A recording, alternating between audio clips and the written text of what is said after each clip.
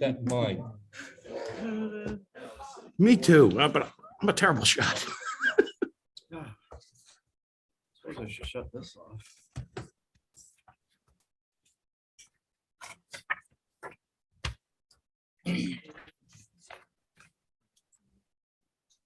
We good, Mr. Smith?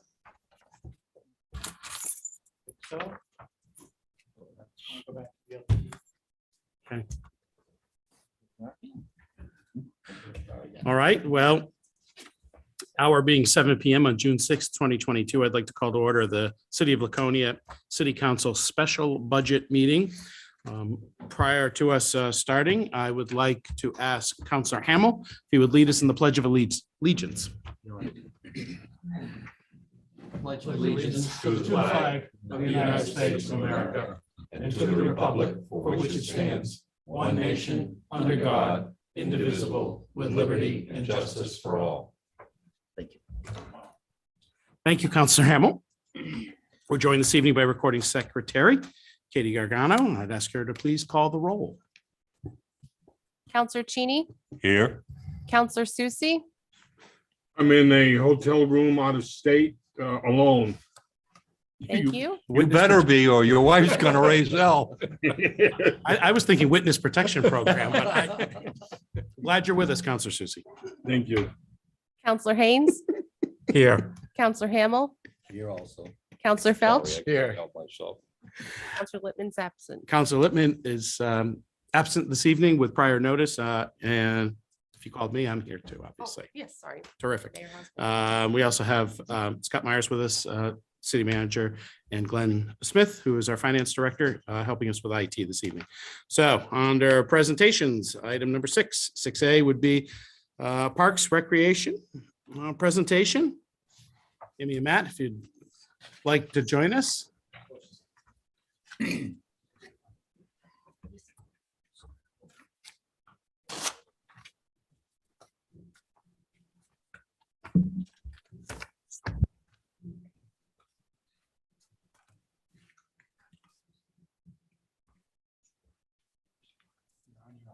All right. Well, you guys see, are you guys seeing what I'm seeing here? Beautiful. We're gonna watch a movie, apparently. Oh, yeah, that's it. That's Entertaining you. Very good. One of my favorites. wonderful. Great. So thank you for having us here. It's I think last year we did it over Zoom, so it's good to be back in person and seeing you guys standing up here in front of you all. Not hiding behind the computer. So we want to talk about the FY23 proposed budget, and we're going to use the 1985 masterpiece Back to the Future to help us out with this here. So let's go way back in time. Was not prepared for that. The movie voice. So we made it. Yeah, there it is, right? Oh, there it is. That's gonna freak me out. Back in time, 1 year ago to FY21, right? And talk about the presentation that we shared last year. And we talked about how we stood up against many of the National Recreation and Parks Association study about operational expenditures per Parks and Rec agency across the country, right? Stay in front of the microphone, would you mind? Yes, can Stay in do. front of the mic. One of the things that really jumped out, right, was this, let's see if I can get a pen here. Just these numbers here on the bottom left. And one of the big ones that we'll look at is the 4883 operating expense per capita, right? That was where we were in FY21. 88.3 is where the national median was across the country, right? So we wanted to just point out that big discrepancy in where we were. We also want to point out that and these are just some of the direct numbers here. Right, how they what those per capita spending turns out to be in budgets. And then finally, we wanted to point out under operating expenses by jurisdiction population. So this red circle right here is jurisdictions under 20,000. Right? So you'll notice that the the median there is 114, even higher than the 88, which is nationally, right? We just wanted to remind that where we were last year, go back to the future and look at that. You guys did help us out and we really appreciate that, right? So in FY22, we bumped up to the 50-14 operating expenditure per capita. The other thing we talked about last year was just like, we can't do that all at once, right? We're not going to make that giant jump all in one year. So over the course of 5 years, how do we take those steps? Sorry, I did that thing. Yeah, so we jumped up to 50-14 last year, right? So let's jump up to the present now. FY22, we're at 50-14 this year. And what do we do with that first jump? We put that money and everything we have into field maintenance, into our programs, into our beaches, into our facility maintenance. When we talk about field maintenance, I think our gem is arguably either Weirs Beach or Robbie Mills, right? And that's where we put that focus, and we'll go into them both here. Demand for the use of Robbie Mills is growing. For example, the Newfound versus Winnisquam Battle of the Bears, they used to play their high school matchup down at Delta Dental Stadium. During COVID, they got kicked out of there. So they said, where can we go? They came up to Robbie Mills. This past fiscal year, they said, screw Delta Dental. We want to stay at Robbie Mills. Robbie Mills is the place to be. That's where our student athletes want to go. That's where our families want to go. So we're really proud of this like demand that is establishing itself, right, in our fields. But it's almost a double-edged sword, right? Because the better that we do, the better the experiences are, which is what we're after. But also the more the demand is, right? And so now that's more people, more man hours being spent cutting your fields, lining the fields, just maintaining all of that. The other thing we needed to do was put a plastic cap over the fence just for player safety, right? The more student athletes and semi-pro athletes that we have playing there, the more the chances are of somebody chasing a fly ball into the fence behind them, right? So we capped that back fence until we are approved of a warning track through CIP. Until we get that approval, that cap should help for a bit.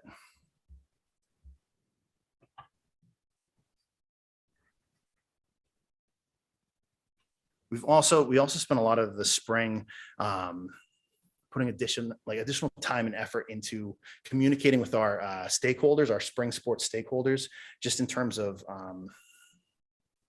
the spring open. And the reason for this is when the lacrosse coach tells their kid that they can't come out and practice because the city's not letting them, right? That sounds way harsher than when we're working with the lacrosse coach to say, this is why we can't open the fields just yet. We have to make sure that we are maintaining these fields to the best quality. I had one conversation with a spring sports stakeholder this year, and he was like, just get us on the field. We want to get on the field. And I made the point of the reason that our fields are better than all the other fields that you go to in the state is because we do this. And he sat there and he thought for a second. He said, our fields are a lot better than the other places. And he said, all right, we'll wait, so it was cool to get that pat on the back. It was cool to continue building that team, building that rapport, and getting on the same page. Not only did we do that, but we actually put a video together, and I say we, it's proverbial, it was Matt. And he explained to the community at large, anybody who wanted to hit that QR code, why we don't open our fields when the snow is gone immediately. So we sent that out to all of the sports leagues so that they could then send it out to all of their parents and players so they can understand why we do what we do. All right. So field maintenance, in terms of programs, we focused on what it is that we do. We upped our number of participants registered for our reoccurring programs. We had 216 pickleball players registered to play pickleball this year. We had 127 basketball players, 60 students were signed up for the open gym in the afternoon, and we had 30 line dancers who are very passionate about line dancing, who have signed up for our programs and who come in, especially through those winter months. Once the sun comes out, not so many people keep the line dancers still come. They're always going to come, but the pickleballers are outside now. Basketball players are outside now, and the kids are all running around. Pickleball is the fastest growing sport in America, and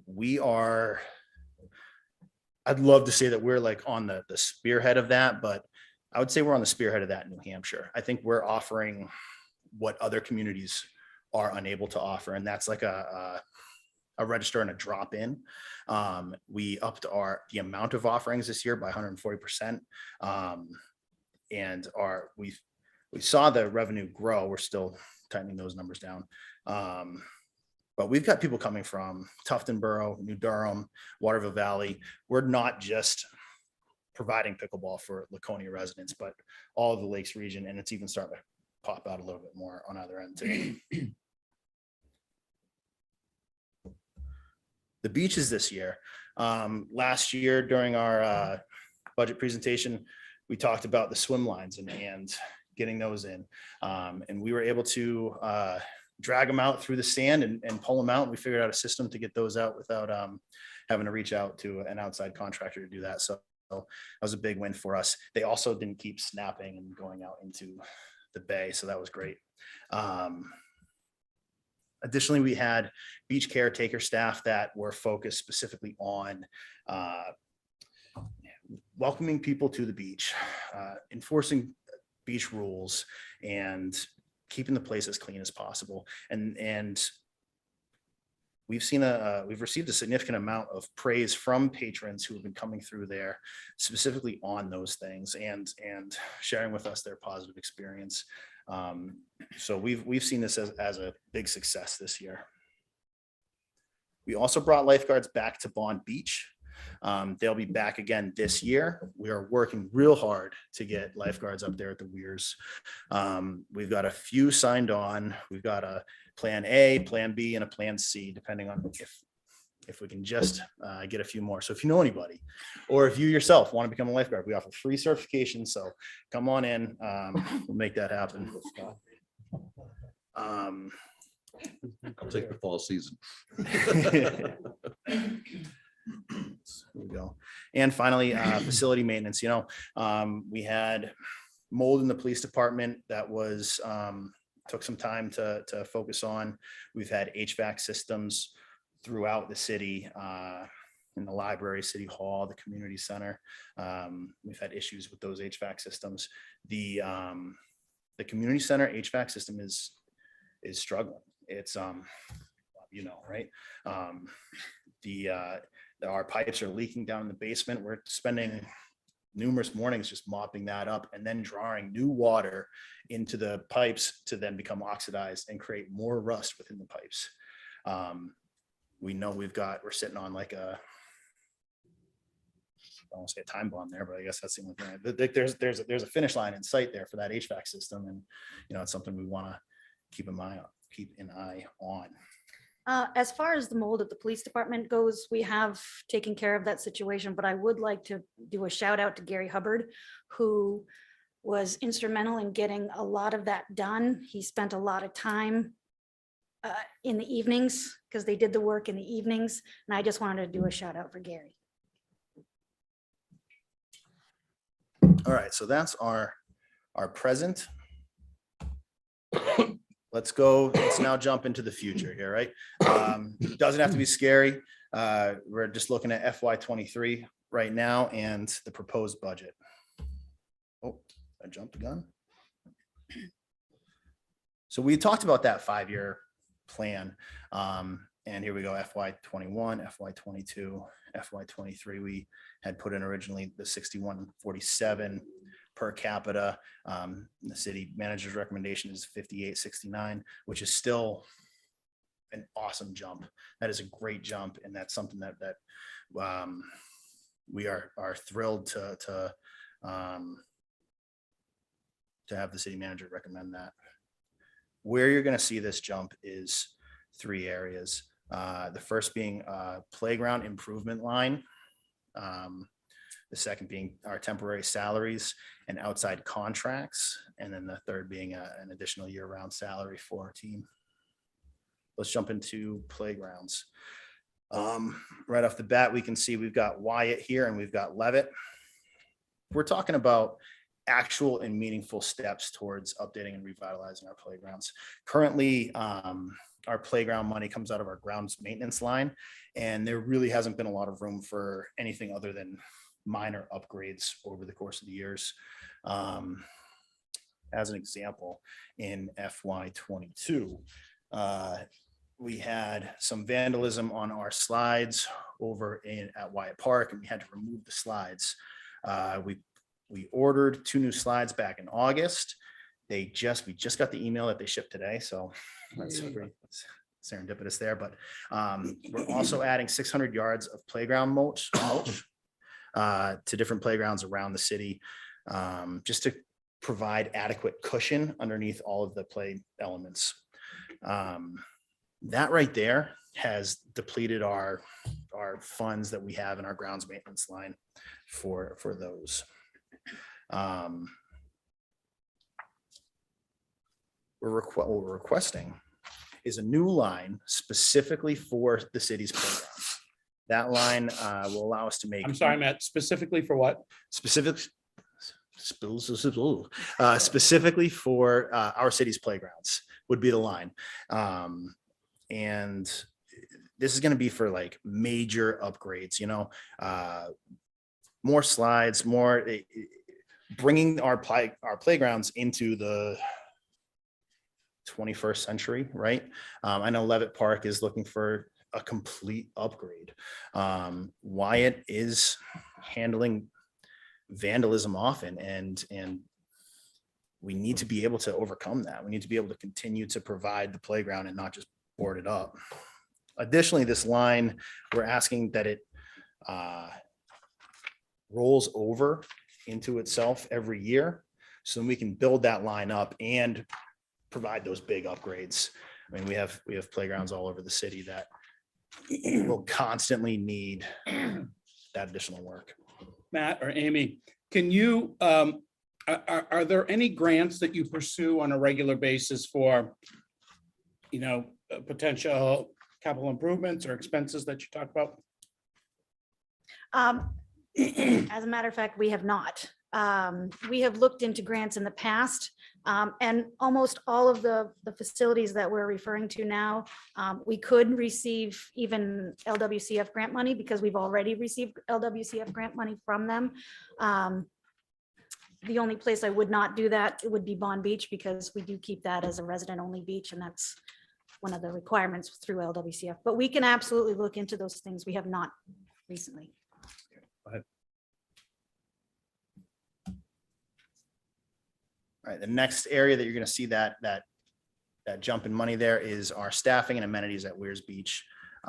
Matt, can I just jump in for 1 second of to give the course. council's reference for pages on the money you just spoke of? So page 12 is the capital portion of the budget. Up on the top right corner, you can see there's a line item there that did not exist in prior years, playground revitalization, $25,000. So there's $25,000 in capital there. So that would be for more major overhauls. What page are you on? Page 12. Page 12. I don't have a page 12. I don't have page 12. In your budget book? I have it. Oh, the budget book. Okay, thank you, Scott. I'm on 12. I got You on the capital page? Yep. pages here. Yeah, And it's just written on. Okay, so we'll go into the 22-23 projects. Yeah. Under the capital page. I see it. Okay. Do you have the capital page, Councilor Hamel? I do. Okay, so in that top block, about where it starts with the Bond Beach, door replacement and stuff, go down 3 up from the bottom. There's 25,000 there for playground revitalization. Nope, top right corner.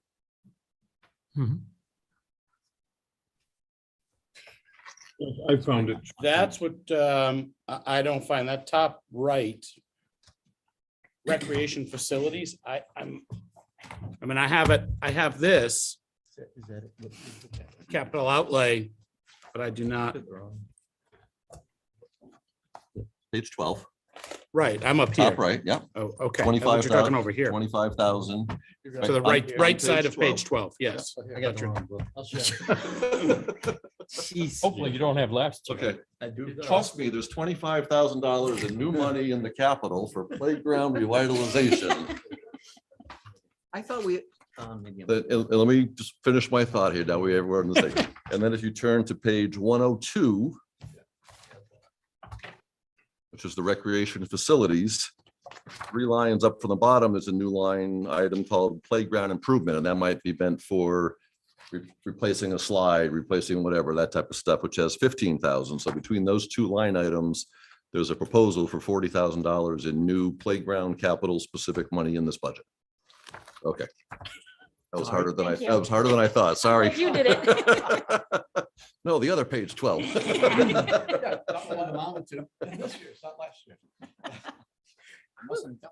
the rest of you guys, you better not be this, messed up over there. Pay attention here tonight. So, all right, so we've got playgrounds. The next area that you'll see that money going is into our beaches. And I'm gonna use Weirs Beach as the big example here. Our current beach season goes from June 25th through Labor Day. That's after Bike Week and out through September, obviously. That being said, we've got people coming. They were here as soon as May 14th, which was a 91-degree day. This is all garbage that was left near the trash cans, which I appreciate. This was this is the weekend before Memorial Day weekend, right? We ended up hauling these out, which turned out to be 740 pounds of trash. That does not include what Casella took from within the barrels, right? So this is just our contract with them is that they take what's in the barrels, we take what's out of the barrels. So this is just there. So we know we have people coming, but we don't have staff there yet. We don't have a rollaway dumpster there yet. We don't have the bathrooms open yet. I had some pictures of the porta potties, but Amy said, do not show those. You're welcome. Yeah. A lot of the state beaches and parks now are using trash in, you take trash, Carry in, carry out. carry in, carry out on the trash. Could we start thinking about maybe adopting something like that? I'm sure we could say carry in, carry out. I know some won't. If a lot of them do, then that relieves what we got to pick up, Yeah, for sure. We can definitely give it a go and see where we're at this year. Because a lot of places don't even have trash cans anymore. What you bring, you take out with you. Yeah, the state has that. Yeah. Policy. I mean, we have koi there up on the top. yeah, we have a handful of policies that aren't. I can say it hasn't worked well down at Ahern. Well, Nobody brings anything out. Nobody there. Yeah, so maybe if we're chasing people down, and that's definitely something we'll have to like workshop and figure out how to enforce it, how to implement it, right? Yeah. As of right now, what I'm hoping to do is that we can staff it through from mid-May through Labor Day, right? So that's another month and a half of seasonal salaries. That's another month and a half of outside contracts for bathroom cleanup. That's another month and a half of contract with Casella to keep that rollaway there. And that would all be tacked on at the end of this fiscal year, right? So this would be FY23 for May and June of next year. Yeah, I don't want to end this slide with a picture of the trash there, but this is what we're going for. We're going for, we just had our beach staff meeting and I try to always squeeze in there the line, Weirs Beach means a lot to a lot of people, right? And that's what we're going for. We're trying to make sure that those individuals that Weirs means a lot for, that it's clean, it's welcoming, it's friendly environment. And we're trying to make sure that people who are introduced to Weirs for the first time are also having that meaningful connection with the place. Yeah, so that's our goal there. And if it's carry in, carry out, if that makes it happen, then that's all the better. Yeah, I'm sure it's something that's, gonna take a couple years to drive Yeah, in, for sure. but, to me, it's gonna save a lot of money for the city and a lot of time Yeah, over the year, once get it implemented yeah, and then work on it, I mean, people are gonna give you hassle and want to, I'm not course. taking it. I mean, what are you gonna do? course. But still, I mean, if we start something and get the word out, Yeah, we maybe. can make some Should be that way signs. at all our parks. Just the Weirs, Is there, especially Rotary Park. I guess I should know this. What, is there a fee structure associated with, besides parking? We accepted money through what Amy had just mentioned, I forget the LW conservation. LWCF, Yes, what's the LW stand for?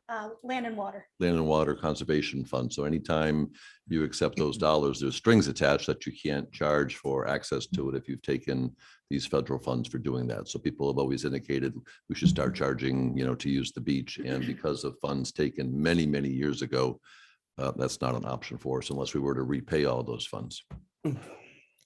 It also increases our liability. Like, I think pay to get access. charging for parking is kind of charging for. Well, the beach. parking is fine, but you can't charge, if somebody wants to walk in from the street or from their home, you can't charge them to access the beach. Yeah. And there's like a geographic issue too. I don't know that we could keep anybody out if we wanted to charge, right?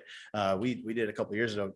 Yeah. A couple of years ago with COVID, and people were jumping over the fence. People were jumping out of the Yeah, dock, swimming over. I'm not necessarily looking to keep people out. I Yeah. don't think that's the point, but this, obviously with inflation and with the increased amount of trash and the costs associated with disposing of of the trash, how do we develop revenue sources to help offset that? That's what I'm thinking Yeah. about. I don't know, probably should have had this discussion when we were talking about parking a few weeks ago. I don't know if you could even take from parking and shift it over here to help offset the increase in expenses here. Well, we didn't know that revenue was going to be adjusted like that, so we still could do something, but by the time, this is for money starting in July, so this would not help us right now for opening the Yeah. beach and getting extra stuff. Could we plan to do something with it to get the dumpster there earlier and look to have staffing and look to do the cleaning of the bathhouses starting in mid-May next year? Absolutely. But you're right, it just comes down to, the money on it. And at the same time, if you have, a rainy season, I mean, we rarely have 90-degree days in early May like we had this year on a couple of weekends. If you get a couple of rainy weekends and no one goes there, and now you've contracted for bathroom cleaning and you got dumpsters sitting there, and this year was a little bit of an anomaly. So I think we're hearing the guidance and the direction, and maybe staff and Amy and I and others can help, try to think about how we can start doing some steps. We have done a lot over the last couple of years. We've now stopped the cooking there, which has solved a little bit of the problem, and the coals being dumped and people rinsing dishes in the channel. We were actively enforced in partnership with the police department of having a police presence down there. So some of the tents and the canopies and those types of things are no longer occurring down there. What came out of COVID was the beach ambassadors and people going around. Sometimes it's tough for a 16 or 17 or an 18 or even a 40-year-old to walk up to a group of 10, 15, 20 people to say, hey, there's no drinking here, or to say there's no smoking here, or to say, hey, maybe your boombox might be just a touch too loud. Could you be considerate? But again, with partnering with the police on some more challenging situations, we have made inroads. So we can continue to look at that. I don't want to promise you this year is going to turn into a carry in, carry out year. No, sure. I ain't saying. So let us phase and come back to things rather than trying to, but your message is heard, and we know that there's increased expenses, and right now the extra funds that come through the parking fund go into the beach account, and beach, not for the operational expenses. So but the way that was set up, you can't, changed it. You can't use those funds to pay for trash removal or to pay for striping the parking lot or to pay for staff. Those are meant to be improvements, not operational expenses. So improvements to the bathhouses, improvements for lifeguard chairs or the gazebo, or, trash barrels, those types of things, not so much staffing end of it. So let us work on some things and we can follow up with you. Thanks. Matt, did you notice he used a 1985 term? No, I didn't. Boom box. Well done. With a cassette player. I don't want to move on without jumping on that point real fast. If we do carry in, carry out, or whatever things we're moving forward, it's going to be our staff who end up enforcing those and end up implementing it. And that's what we're asking for here, is an increase in that temporary salaries.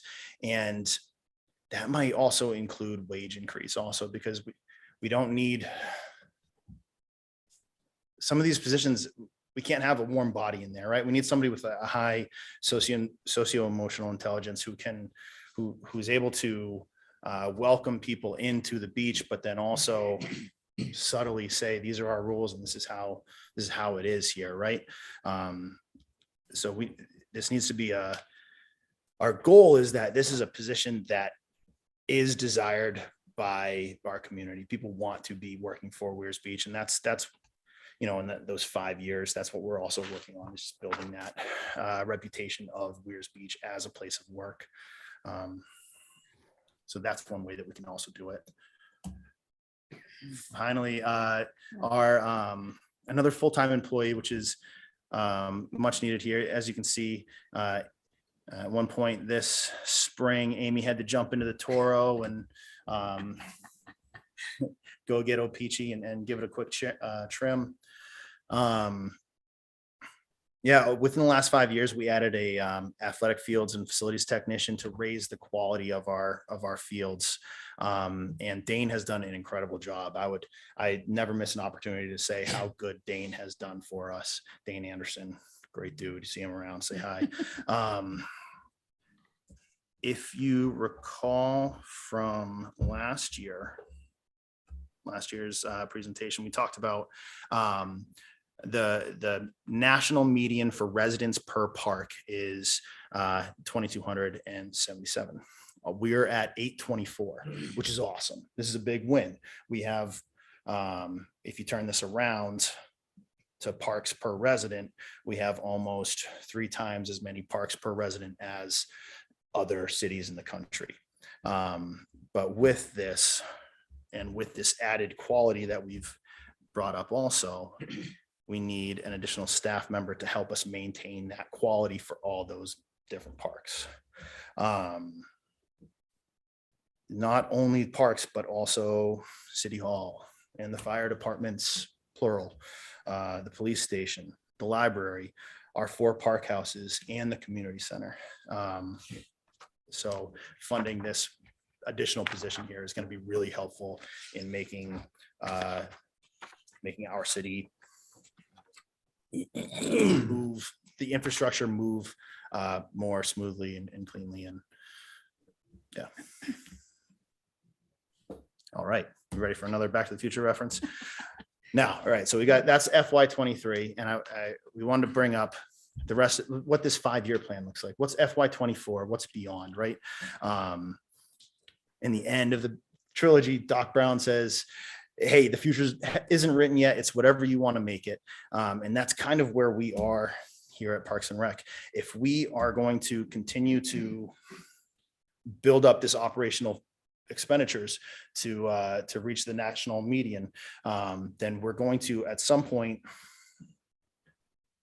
we have a story to tell, right? We have goals that we, what am I trying to say? We have areas to grow that we as a leadership team can decide where we're going to grow, right? I mean, we could be talking about longer hours at the community center on weekends, evenings, early mornings, getting people in there. We could be talking about security cameras at our parks. And we could be talking about a rec management software that makes online registrations run more smoothly. We could be talking about a Laconia Youth Corps that we've dreamt about only in whispers, in years past, but it could be the idea is that we take middle school kids who have grown out of our O-Peachy day camp, but are still looking for something to do, and they work with us, and in the morning they drive around working on little projects here and there, but then in the afternoon they go to our parks and enjoy and have fun. So it'd be like a summer day camp, but there'd also be some giving back to the community involved. It could be Laconia Parks and Rec taking more more of an active approach in our youth sports. All of our youth sports right now are volunteer run. And volunteers are becoming more and more difficult to find. I saw a label completely had to find a president, a treasurer, a vice president, referees. They had to find everybody this year. What happens when our youth sports can't find those volunteers? Who needs to pick that up? And will we be able to pick it up? Will we be able to do it? New community center. Oh, we're thinking big now, right? Like, what does that look like? Or a splash pad. You know, we've seen this in on social media. We've seen this. There's some people who are interested in this. With the idea of a splash pad, I want to just tell you a quick story. I know we're here for a little bit. The David Barber Challenge course was our ropes course at a summer camp that I worked at down in Texas. When we raised the money for the challenge course itself, we raised additional money to put it into an endowment where the interest developed from that endowment was then put back into repairs, upgrades, whatever was needed for that challenge course itself. I want to bring this up because whatever thing we decide is going to be our next thing, whether it's a splash pad, whether it's a new community center, whether it's a new program, we need to think about what are all the other aspects involved. You know, the splash pad is a good example here because with a splash pad, we'll need a CPO on staff, a certified pool operator who can balance the chemicals. We'll need an area for water to be chlorinated and treated. Thank you. I was going to say chemistried, but treated is perfect. We'll need somebody who's like checking like the little ins and outs of the elements to make sure that that mold isn't growing there, right? Like, so there'll be all these additional, there are additional costs that go with it that we just need to anticipate as we build new facilities, build new programs, build anything there. Finally, Councilman Susi came by when he first grabbed his seat here, and he shared something that stuck with me, and it's Laconia's Parks and Rec are responsible for Laconia's culture. And first of all, it's a really big like undertaking. That's, you know, we gotta be ready to go here. But this is an opportunity for us to invest in Laconia's culture, right? If this is true, then as we invest into Parks and Rec, we're also investing into the city's culture. Thank you guys for giving us the chance here. If you have any questions, obviously feel free to contact us or share right now. Thank you, Matt. Thank you, Amy. Councilor Hamel. Yeah, thank you, Mayor. I don't think you were here, Matt, when I was talking to Amy for the show here, or your presentation. But I do want to say to you and Amy and you and your staff, the great job you've done at Vet Square for Memorial Day. And, you know, I was mentioning Busy Corner and all the other places look really good. The grounds look great. You've done a great job this year. I know I've criticized in the past, but when I see something that doesn't look good, I ain't afraid to say it. Oh, we appreciate that. This year I give you straight A's. Everything looks great. Thank you very much. you know. It's my mowing, isn't it? It's your mowing. Yeah, all the grass was the same height. See? And I like that. But just to say, I was on the commission for your Parks and Rec commission for 9 years, way back when, 3 years as chairman. And even back then we were shorthanded. And Armin and I always said it's amazing what Parks and Rec does with few people. And it's still the same way today. So I think you need another person, and I'm going to see what I can do to make that happen. Awesome. We Thank you. appreciate that. So thanks for all your efforts. Thank you. Thank you. Got that, Scott? It's already in the budget. Okay. All you gotta do is approve it. I just got to get the right one. There you go. No, go ahead. I don't know what happened. Would you let him go? Yeah. No, I'm only kidding. Go ahead, Councilman Cheney. We're supposed to be adults, but, It's Parks and Rec. It's supposed to be fun. oh, is that, okay. Counselor Felch and I routinely go to Weirs Action Committee meetings. Hmm. And I had some notes from one of their meetings earlier this year, and they asked about the possibility of bike racks at either end of Lakeside Ave. Is that doable? I would have to, I mean, the answer is probably yes. I would have to coordinate that with Wes because it's his area, but I'm the recreation, right? Yep. So it would be a joint effort, but I think we could, Could you look into that? Absolutely. And you can talk to folks up there. Maybe they can tell you specific spots. sure. But if you could see about that.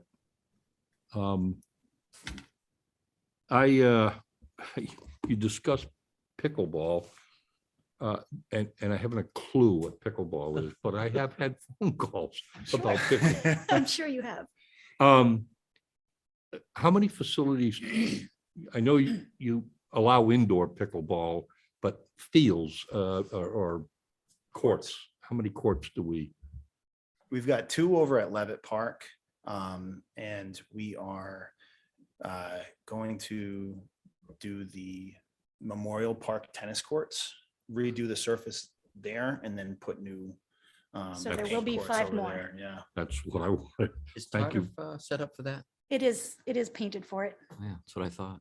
Wyatt Park also has paint, but you'll never get it past the basketball players.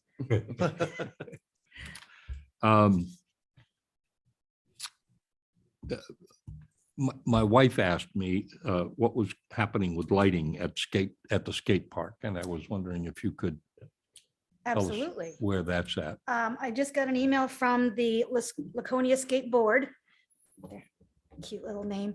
That's the nonprofit that started after we've asked for a nonprofit to start. They have raised $8,000 for the lighting, and it is coming soon. So I'm going to have to approach you to accept a donation from them as soon as I get confirmation. But it's coming for So hopefully this. is the 8,000 sufficient to? I think they're looking for 2. It was originally, but of course, we all know with inflation, things have gone up a little bit. So they're looking for another 2,000. But I think they're ready. They're ready to just do it. We can, And I'd like to let them. See that brought forward, and I yeah. think we might be able to find the extra money. Maybe. Scott. You just look at that face. I won't quote anybody, but I will bring it forward to them. Mark? Yes, thank you. Amy, Have that's you not, finished? I'm so sorry. do you have more? Just- No, go ahead, finish. We mentioned Ahern Park, and I know it's not your responsibility, but it's obviously an issue. And I said that wouldn't happen, didn't I? Have you had any contact with the state? As I understand it, part of the problem is there's no signage that says no drinking, no smoking, no raising hell, no whatever. Let me take that. You got it. So you're correct that that's not Parks area. It's more of a policing matter. So after the incident that happened a few weeks ago, I put an email into Director Bryce at the Parks. Later on that week, not hearing back, put in another email. Last week, put in a third email. And finally, on Friday afternoon, I got a response back saying, Scott, we're working on a response to you. Okay. I So- wondered if they had. That would be more police in my office. So we've made 3 Okay. outreaches to the State Division of Parks, and it's still on my radar very much so. Okay, thank you. Thank you, Mayor. Could I make a quick comment on this comment? Sure. Before? Sure. Okay, the bicycle racks. That would be a great thing. The whack people up there. A lot of money from the parking lot every year. Seems like they could afford to do that. And that's where that should come from. They got a lot of, they have a lot of other things also going on. They're actually getting a little more, so. I understand. I was So hoping- noted. Yes, thank you. So noted. Counselor Haynes. Thank you very, thank you, Mayor. Amy, that's not the only time you were cutting the grass when the picture was in. And I want to share this with my colleagues that I was at Stafford's and I was getting some diesel fuel for my tractor, and Amy's filling up the city's tractor. And she gave me an explanation. It was the Friday before a holiday. And I want to thank you because anybody else could have just sat in an office and said the grass will be there on Monday, and you were out there cutting it. So I thank you for that and your effort. And I'm sure Matt had done similar things to that.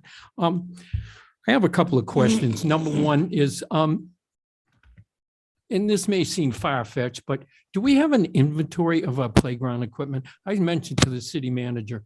I'm concerned specifically with the slide at Wyatt. Do those pieces of equipment, especially if they're plastic, outgrow their usefulness and they're a hazard, and we just need to replace it instead of waiting almost a year and a half to get a replacement part?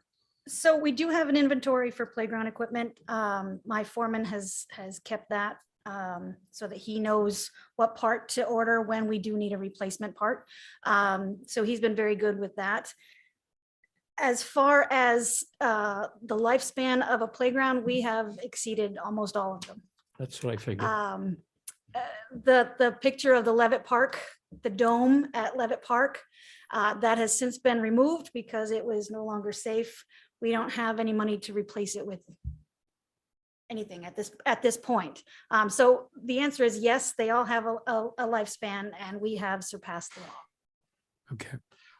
The other thing is, and this, I think this falls under your territory, but this is more for the city manager.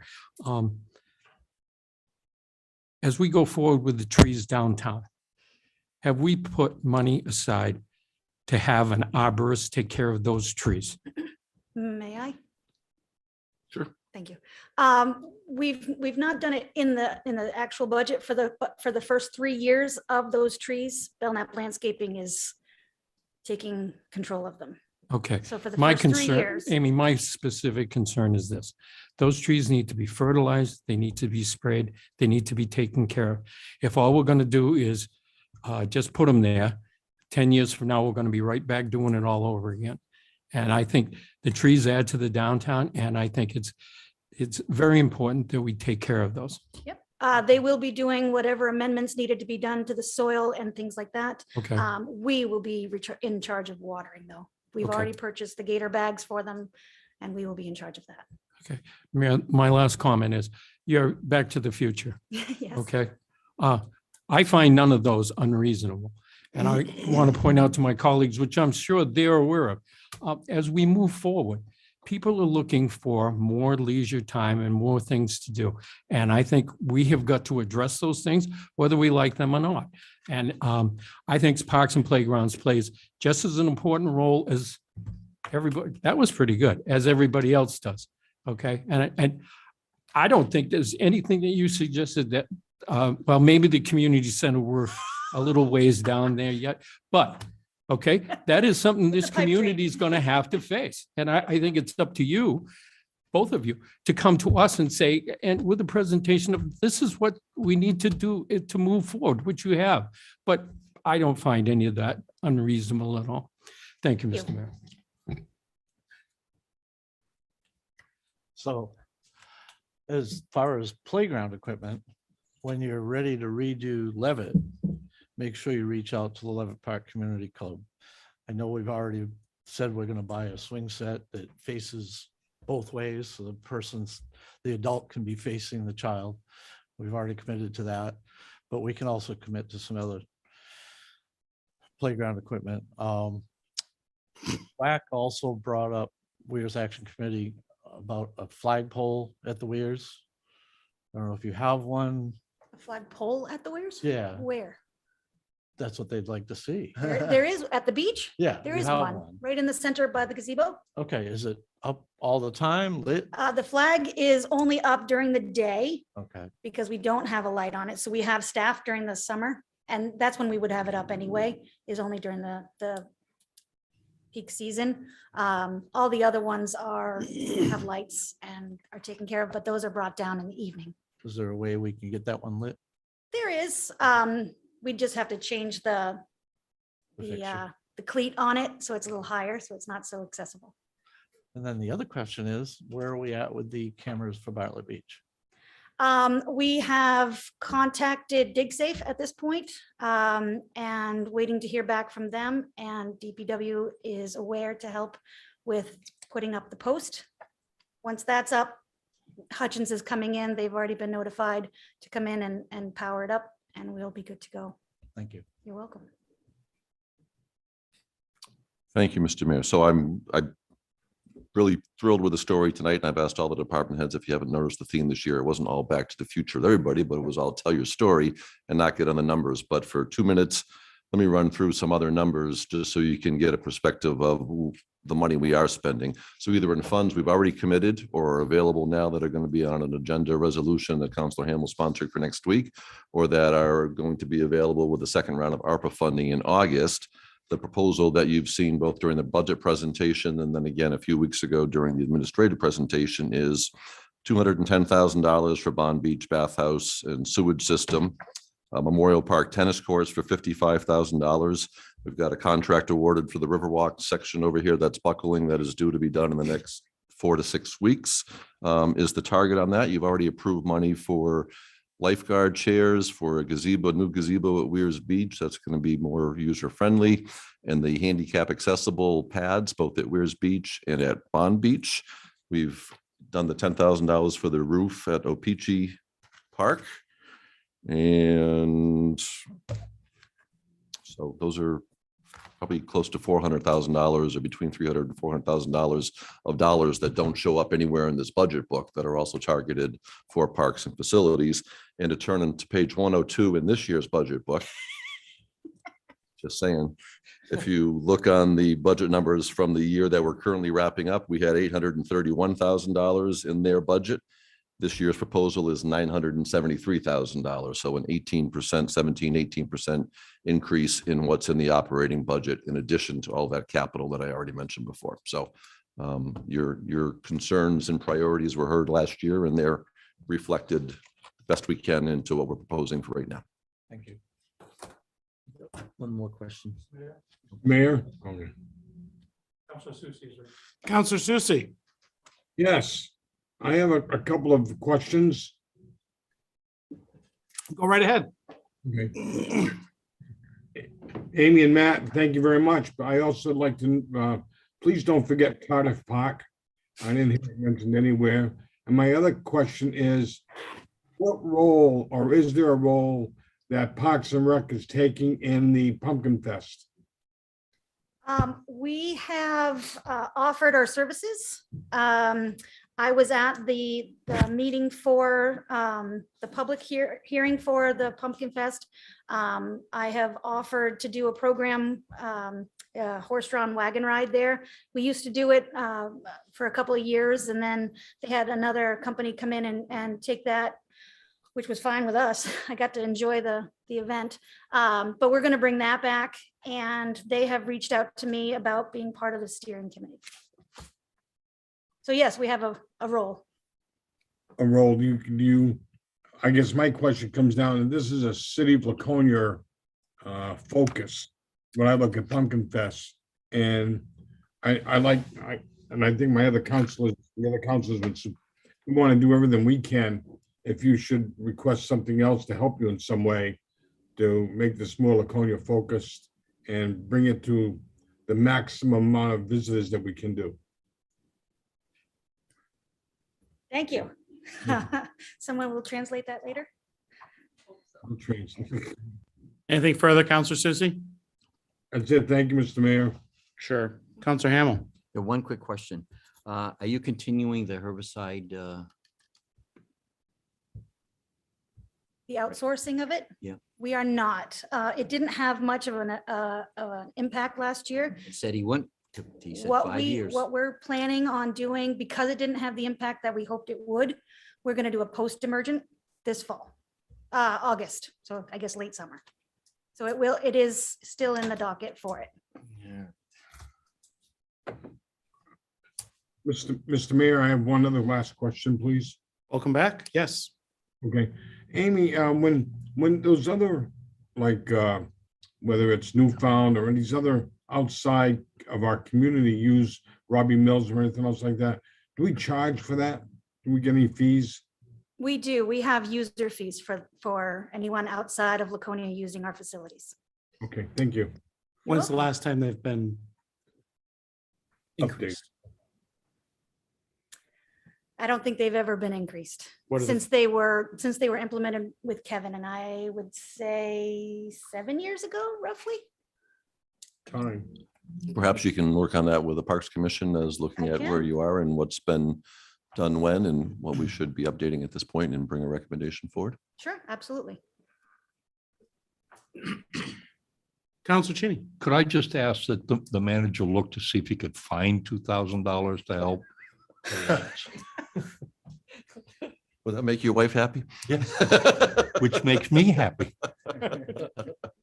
Okay, a flagpole, a bike rack, Yep. lights. What other notes do we have tonight? How are you going to afford the flux capacitor? Yeah, well, when we get that, we'll sell that for a new community center. and Okay. Thank you. All right, we ready? Yes. Thank you. Fantastic. Thank you. Thank you very much. Thanks, guys. Thanks, guys. Thank you, Thank Amy. you.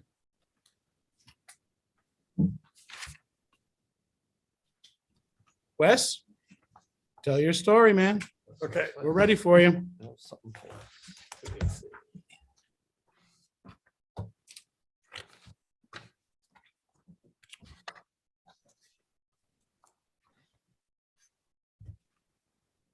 All right. So where did you put it? That, or did you? Nope.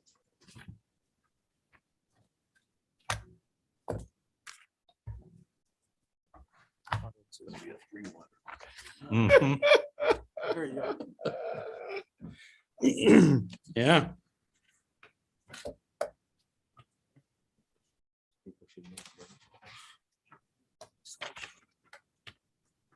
We're gonna be all tired out by the time they get to PD tonight, so. All right, so thank you again. And we're doing a 10,000-foot level on the budget, so, Go a little higher. okay. Okay, The microphone. oh, yeah. So solid waste, we'll talk just a little bit to set the stage because you're gonna hear so much on solid waste in the coming weeks. Talk a little bit about PW operations, show you what we did in the past on the capital fund, mainly roads, internal service fund, and sanitary sewer capital projects, capital improvement and the projects, but we're really going to talk about probably what's happening with inflation and the impact on us. Okay, whoops, back one. From a solid waste level, this is household trash. 1/3 of our trash really comes from curbside. That's totally paid for by taxes. 1/3 comes from the people in the city of Laconia who bring it up to the transfer station, and the fee structure pays for that handling and that disposal. And 1/3 comes from outside the city limit, and the fee structure pays for that handling and disposal. So that's basically the overarching. Right now, where we sit, my best guess, my best estimate is we're going to be about 16,000 tons at the end of this fiscal year. What we have taken to either, what we've taken to the incinerator to be burnt. And we're sitting probably right around 750 recycling. Again, the whole change has been on recycling is we don't want quantity, we want quality. Because if you put in stuff that we can't recycle, we're paying basically to have it sorted, determined to be trashed, and then sent to the incinerator or to the landfill. So that's where we're sitting right now. Just keep in mind, 1/3, 1/3, 1/3 in the future weeks as we're talking. Wes, where have we seen the biggest increases in those thirds? To has the overall, the it has overall been- tonnage. It has been fairly consistent in regards to it. I'll have a better readout after we get through this year, because this will be truly our first full year with Guilford trash coming to us. We keep the money and we pay the costs associated with it. So I'll have a better read at the end of this fiscal year. On A different way to think of it is 2/3 of the trash that comes in- is paid for by user fees. Right. And there's no tax dollars to it. Right. 1/3 of it is basically the curbside, and that's what shows up in our budget that we pay out of the general fund. So if the tonnage increases and we're able to handle it and the tipping fees cover it, it's basically a wash for us. There's no tax impact. There's no budget impact. So that's why we'll be talking transfer station fees next week. On the recycling processing fee, the way that works is we have a set charge to us for taking it to the site where they sort it, and a set charge for sorting it and selling it. That charge right there is then defrayed by how much they earn for selling that product on the commodity market. So if you can follow the blue line that you see on your chart in front of you, basically for the longest time, we were paying a lot to get rid of it. In September of last year, we actually earned a little bit of money for it. It was paying for the cost of processing and recycling. And then it started coming back up because the system got overwhelmed with the amount of recycling up there, and they didn't need to buy as much of it. So the cost went up to do it. Right now, we're probably in the $50 a ton range to dispose of our recycling. When I mean dispose of, that is not taking it to the trash. That is selling it on the open market for someone to recycle. On the general fund side, other than the trash, is the budget includes an increase of $182,000 approximately. The red in this indicates what things are going up. The blue indicates what things are going down. If you look at it for the streetlights, there's a new tariff out for LED streetlights that was much favorable to us. So the costs have begun coming down on what we have to pay for the streetlight electric charge. So that's why you're starting to see it drop from 139 to 125. This is the first full year, or will be at the end of the first full year of the new charges. So I'll have a better feel of what that rate will look like in the future impact on an annualized basis. And then you can see the ISF repair and replacement. That's what we pay to basically the maintenance side to take care of our vehicles, of which we have a lot. Now, the one thing that you're going to see is I had a $20,000 increase in winter maintenance in the last slide. That's insufficient. We've gotten our prices for salt for the upcoming winter. It has jumped from $58.16 to $73.10 a ton. If we're consistently the same on how much tonnage we use, and we're typically about 3,700 tons, depending upon the winter, that's about a $70,000 increase, of which I have 20,000 already planned in the budget. So there's a $50,000 shortfall someplace in there that'll have to be made up, either from pulling it from the winter fund reserve or pulling it from another account in Public Works. Wes, is salt a commodity that fluctuates, or does it always steadily go up? It always steadily goes up, but you got to remember it's coming from overseas by boat or coming from the Midwest by boat to us. So that also is impacted by the price of fuel. So the fuel cost is going up, which then increases our cost. So that's why it's a pretty significant jump. And we piggyback on it as the state bid for this one? This is a regional bid Regional by bid. about 7 to 8 municipalities. And Morton Salt has been the one that has been getting the contract and actually been providing the better service than the other contractor that's available in the area. It's more reliable for deliveries. I would say, I don't know if it was before Wes's time, but it might have been 4 or 5 years ago. We had an issue where the other company was not making the deliveries and our salt shed was empty at times when we needed it. But we do try to look at regional or backing on state bids when we have opportunities to do so to increase our buying power. The rest of the operational budget really is all centered on the day-to-day activities that we do. But prices are going up if we can even get the material. Ductile iron, which was used in pipes and which we use to a degree in certain of our infrastructure, PVC pipes, all of it has increased. If you can, price-wise, if you can even get the material. We're starting to see right now that a lot of projects are being delayed or not being done because the cost associated with it. So the material is starting to become more readily available. Again, it's not as fast getting it as what you used to in the past. As we sit right now, for the Laconia landfills that we have, the disposal garden is of course capped. That's the one we're working on the solar farm for. We have a smaller one at Frank Bean Road burn dump that's capped. And we're working on getting the old Moran Road landfill, which is beside the burn dump, through the process to get that capped in sometime in the future. Matter of fact, during Bike Week, we're doing some more of the exploratory digs that we need to do as part of the process to determine what needs to be done to cap it. Underneath the accept as is road program, we've had meetings with 21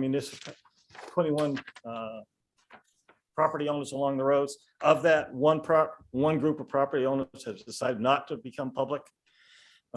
We've had 12 we're preparing the documentation. 5 are far enough along. We've got to get the on-site meeting. And then I've got 8 on the waiting list. Basically, it's a combination of money and the time available for the surveyors to do the work that they need to do. Work order system's coming along quite well.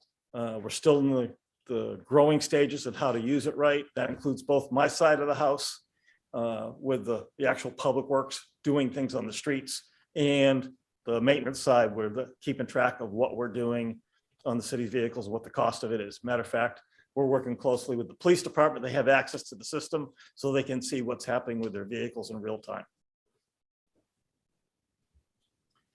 Construction, this is what we have done in the past. So if you look at it for the upcoming, for this past year, 2021 that we just completed, we did 7.8 miles.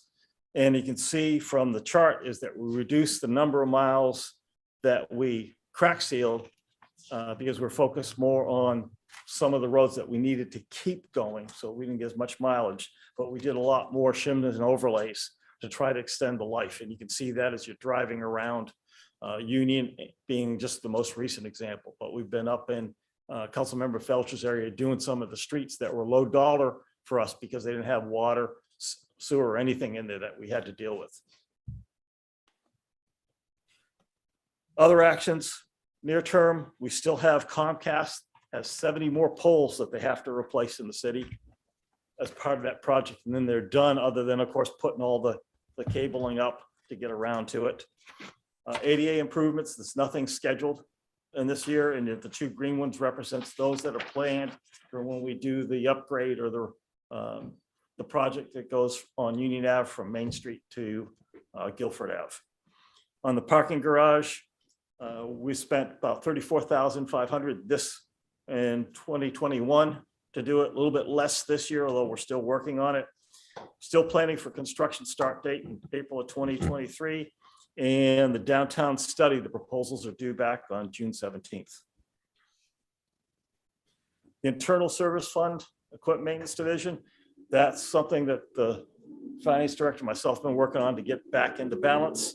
One of the impacts that you're going to see, though, is the cost of fuel. And we'll talk more of that on the next slide. Just like what you're paying when you go to the pump, we're paying that same price or having that same impact for it. Short-term wise, we're focusing the training for my maintenance crew on maintenance, not on the public work side of the house. So we're trying to get that. It was tough during COVID because none of the maintenance classes were out there because of the restrictions for it.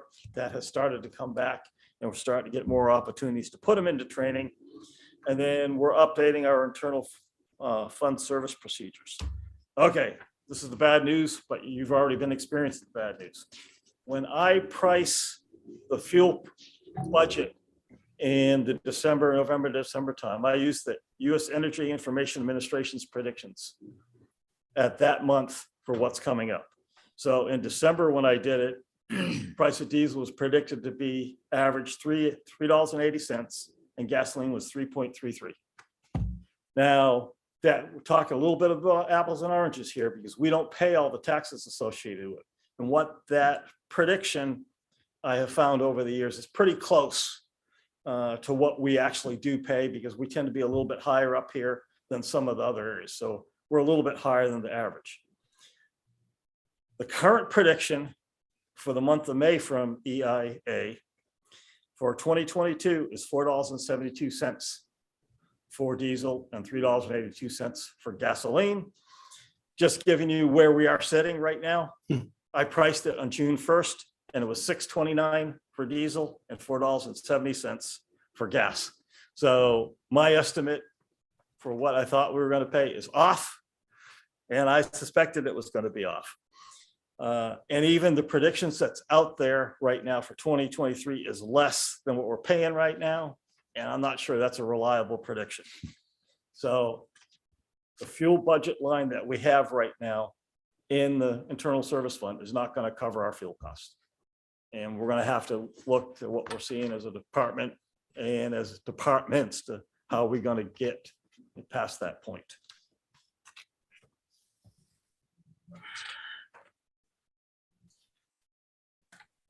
Can I stop you there 1 second, Wes, before you get into the sewer fund, which is an Okay. enterprise fund? So again, going back to page 12 with the budget book, if you recall back to when I presented the budget on the street account, we had $1,250,000 originally slated in there, and we thought there was going to be a bill that was going to pass, that was going to add some extra money from the state surplus to be distributed to the locals for additional highway block grants, as they refer to them. And that passed both chambers, and it's been, I'm not sure if it's been enrolled yet, but it'll be slated for the governor to be signing that, and all indications are he's looking to do that. So the $1,500,000 that we bumped up from the $1,250,000 for streets should be a solid number. That's the good news. The bad news is because of the petroleum component of asphalt, it may not buy us as much as we were hoping that it was going to buy us initially. The other thing that happened with that bill is and we haven't seen the formula yet, there's also money that's coming directly to municipalities for bridge programs, not going into the state bridge aid where you have to get in the queue on the 10-year list. And when it's your turn, you pay 20% and the state pays 80%.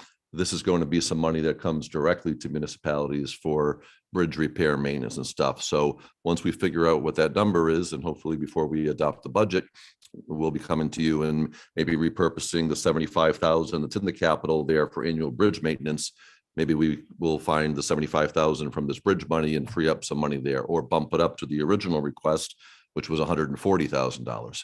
Also, in some of the ARPA funds for the one-time bridge on Highland Street, there was $75,000 slated there. We may repurpose some of this bridge money there. So there's still some moving parts, and I won't go through the rest, but if you look at some of the projects on page 12 and marry them up on the narratives in the following pages, there's probably at least a half a dozen projects there that you've either already funded or has been presented to you for funding on some of the smaller public work. So again, there's some capital that is going to be accomplished that is basically off the book over here because it's coming from other one-time funds that aren't within our budget. So I'm happy to share that news that the printing presses seem to be flowing freely at the moment right now with money. So Before I go on, advantage of it. before I go into sanitary sewer, I'll just briefly say where we are in employees. I have one position short. We've been trying to hire it since March. I've had one application. I called the person twice. The person hasn't called me back yet. With the change that was approved by the council and the union in regards to the contract that changed the starting salaries, we have gone back out to see if we can advertise that. Excuse me, gone back out to see if we can get an applicant for it. I'll let you know how that goes, but I'll just tell you from what I'm seeing, what our competition is and what they've been offering for CDL drivers, which is basically what all my people are. I'll be hard pressed to say we'll get somebody. We're in about the $17 range, $17.50 starting. A lot are right out there in the $25, and they got signing bonuses in the order of $5,000 to $6,000. So we'll see where we're going. Okay, sanitary sewer. Good news and bad news in here. So kind of sort of bounces it out, and you'll see it as we go through. Remember, we do collection. Winnipesaukee River Basin Program does regional collection and the treatment. Winnipesaukee River Basin Program has historically been about 60% of our budget. This year coming up, it's going to be about 69% of our budget. That rate system for us was established in the 1980s when the plant was first constructed and put into operation. 4 pieces to it. Operation and maintenance, that's basically what it sounds. That keeps their system going, pays for their staff, all the chemicals they need to keep the plant running and operating efficiently. Administration is that portion that pays the state and Department of Environmental Services for all the support they provide to the Winnipesaukee River Basin Program. So that's their technology people for The computers, that's Department of Environmental Services. For the finance management and the overhead of staffing, and that's the Adjutant General's office for the legal review. So that's what admin is. Replacement fund is a mid-range capital reserve that's out there. It's for projects that are more than the operations and maintenance count can handle, but really less than what they need to go out for debt service, where they're going to get a bond or something for it. And of course, the last is debt service itself for those large projects. Now, what does that mean for us? We, since I've been here, have been working with the Winnipesaukee River Basin to establish a new rate-based formula that's on the flow of the sewage coming from every municipality to the plant to determine how to fund operation and maintenance. That was approved. It goes into effect 1st of July this calendar year and is implemented over 3 years because of the large changes that are being made. Laconia's share of the operation and maintenance drops from just about 50% of it to just about over 43%. What that means for us at that point, we're not worrying about inflation or everything, was about a $200,000 savings. That is not, we will not see those savings. What we will see is a reduction in the growth of our costs. One of the issues that's impacting us is the PFAS. There's 2 types of product that comes out of the plant called sludge. Cat B basically is what comes out of the plant itself, higher PFAS content to it. Up till recently, and the problem with getting fertilizer, none of the farms wanted to land apply, because it's very good fertilizer, the Cat B, because of the problems associated with PFAS. They didn't want to contaminate their soil.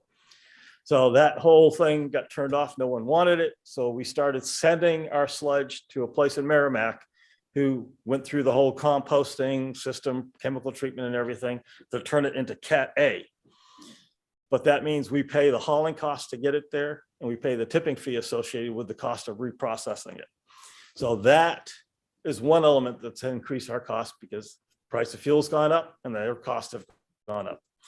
The other piece to it is the replacement fund update. That is a certain percentage of the value of the infrastructure. For years, that was just the infrastructure that was above ground. In other words, the treatment plant, the pump stations. The Adjutant General pointed out to desk that their calculations were wrong. That includes all infrastructure, to include all the underground gravity and force mains. So that has been implemented into the system, and it is coming into effect in the upcoming budget year. So we will see an increase in our funding for the replacement fund that will take a portion of it. So we will basically not have any savings. We'll just have a slower growth in cost.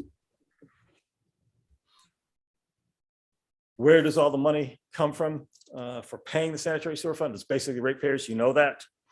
We do get loans to help defray the cost by being able to pay over time. The bonds that we get straight from the system, and then this Clean Water State revolving loan, which basically has a 10% principal forgiveness because of the cost associated with the federal money and Davis-Bacon and everything. 10% sort of wipes out that additional cost that you get to make it even playing field with going out for bonds. So that's why they've done that. You've heard, at least for this current, we got some of that opera grant. That was one-time money from the opera program. That was in addition to the principal forgiveness. So that's what's helping paying the Laconia North Sanitary Sewer Project. We won't see that anymore because there's no more opera funds. Sanitary Sewer Project's coming up as the Elm Street Sewer that's currently worked on. That should be finished in early August. Lakeport North, which is the follow-on to that, which is basically Belvedere North and Sheridan area. We're doing pump station upgrades, and for those pipes that are in good enough shape, we're actually out there lining them so that we're not having all the inflow and infiltration coming into them. And then we're working on the sanitary sewer ordinance update to meet all the requirements of the permit as a co-permittee for the treatment system. We got some future, and you've already seen that. That's the sanitary sewer master plan and the siphons. That's all part of the opera grant. Part of it's a loan, part of it's the grant itself. And we are in the same boat. Our costs are going up, rates at a certain set point, our costs going up faster than we, the revenue streams coming in. So we're looking at a presentation in the fall of doing a rate increase. And one of the things that we're looking at is how do we want to adjust the rate between what is a fixed cost, a base rate that never changes based off of consumption, and how much is based off consumption. And when I say consumption, it's water consumption. That's where we get the billing calculations from. Let's see. So what's driving it? We're still seeing a yearly 2% decline in water consumption. I mean, if you get a dry year, it goes up, but as you follow the trend, it's a 2% decline. Inflation pipe is still up there, still more expensive, and we're having to pay those prices. Winnipesaukee River Basin's capital improvement program is going to grow in fiscal year 25 to 26, almost double. Their plant and their system's 50 plus years old. They're having to put large dollars into it to keep the system going.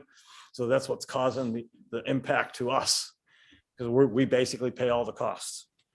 And so we're looking at the rate increase based off, like I said, fixed and consumption. Capital improvement program, we're still working hard, like we promised a few years back, on doing inspections in-house or with contractors, depending upon what the extent of the project is. And we're also bringing in testing firms to make sure the compaction is there. So we're getting a better quality product as we go through.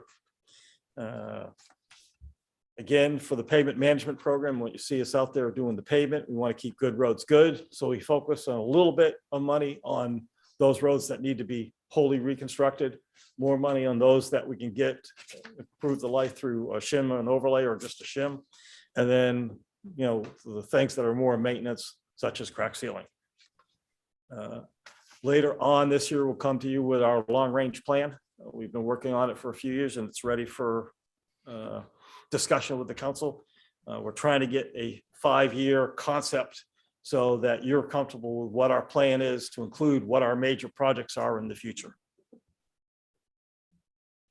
Subject to your questions.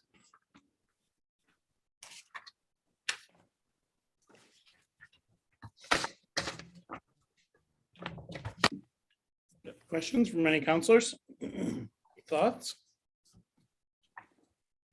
I have a thought. Here again, I want to thank you, Wes, and your crew. Crew does a great job, winter maintenance and all that. They work hard out in the streets, taking care of the sinking manholes and all that stuff. I see them all over the place. And like Parks and Rec, you're probably a department that doesn't get a lot of credit for what you do, but I want to let you know that Thank you. Your department does a great job. You guys work hard out there. Okay, so just very briefly, next week is the transfer station fee increases. We're still looking at the end of the month for the decision on whether automated or manual, and then sometime in July will be what the allocation of carts are. There is one thing I want to bring up, though. I guess Come to the last floor. Friday, it was decided to close the transfer station till Tuesday. It wasn't a decision. I understand, Yes. but how I heard about it was somebody calling me, and that was Monday. So I forwarded an email to the council. after I saw your email, but it was Okay, after I but got a call. that email went to you on Friday. So if you got a call on Monday, everybody got an email on Friday. Or maybe it was Saturday that they went up there. So, Sorry. the story is that Casella ran into challenges with moving material and started turning away contractors from dropping any material there. And Laconia, as we did at the end of last year to try to be a good neighbor and accommodating to some people, when Casella's landfill reached capacity and they couldn't put any more material in it, opened it up mostly to a couple of Laconia-based haulers who usually were taking their stuff to Casella for whatever reason. And we accommodated and tried to help out, and we did last year. Same thing this year. There were haulers who were stuck Waste Management agreed to accept them with some additional material, and they found themselves with their contractor not being able to get drivers and trucks to come in. And that's one of those things of no good deed goes unpunished. So for a very short window, we were handling our curbside trash and people's individual trash going up, but we had a temporary shut. But Waste Management and Wes's team did all they could do to try to be accommodating and be a good neighbor in the region, and it was overwhelmed. So we did not make the decision. We just physically ran out of space because lack of drivers and vehicles. It was literally coming out of the big building in the back. They couldn't shut the doors.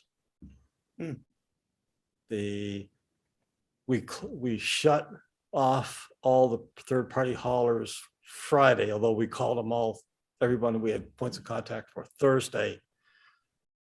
By noon on Saturday, we had pretty big dent on the household trash. We finished that off early this morning. And between this morning and getting some other trailers coming in, we've made a pretty good dent on the construction demolition debris. So we'll be open for business for all customers tomorrow morning. I will say we will be. Casella won't, so we could be in the same boat again. Is there a place still shut down in Belmont? Yeah. We were trying to get it so they could open up at the same time as us, but they didn't get as many trucks as we did. And they're at least 1 day delay. I don't know if it's going to be multiple days. Thank you very much, Wes. Thanks, Wes.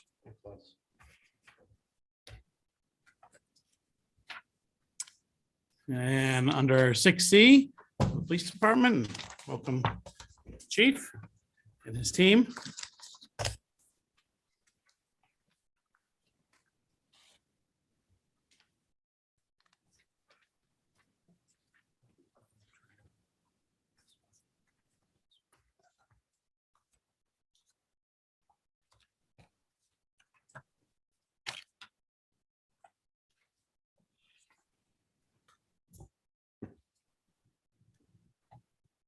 Thank you. So I did just pull that email up and it went to the mayor and council on Friday afternoon. So Wes sent me the information at 12:30 and you had it on Friday afternoon. I did see that stuff. Good evening, Mr. Mayor, members of the council, evening, city manager.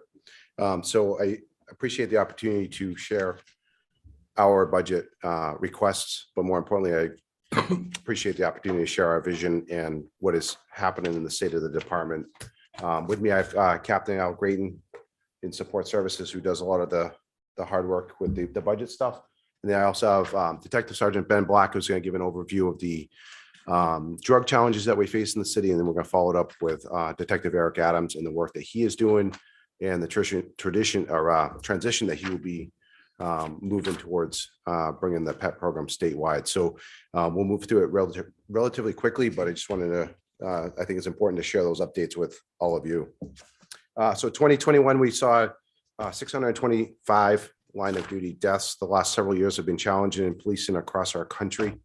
Number one cause, well, I should say these numbers are significantly higher. A lot of them are attributed to COVID, but gunfire and vehicle assaults are very high across the country, and certainly some of the challenges to policing.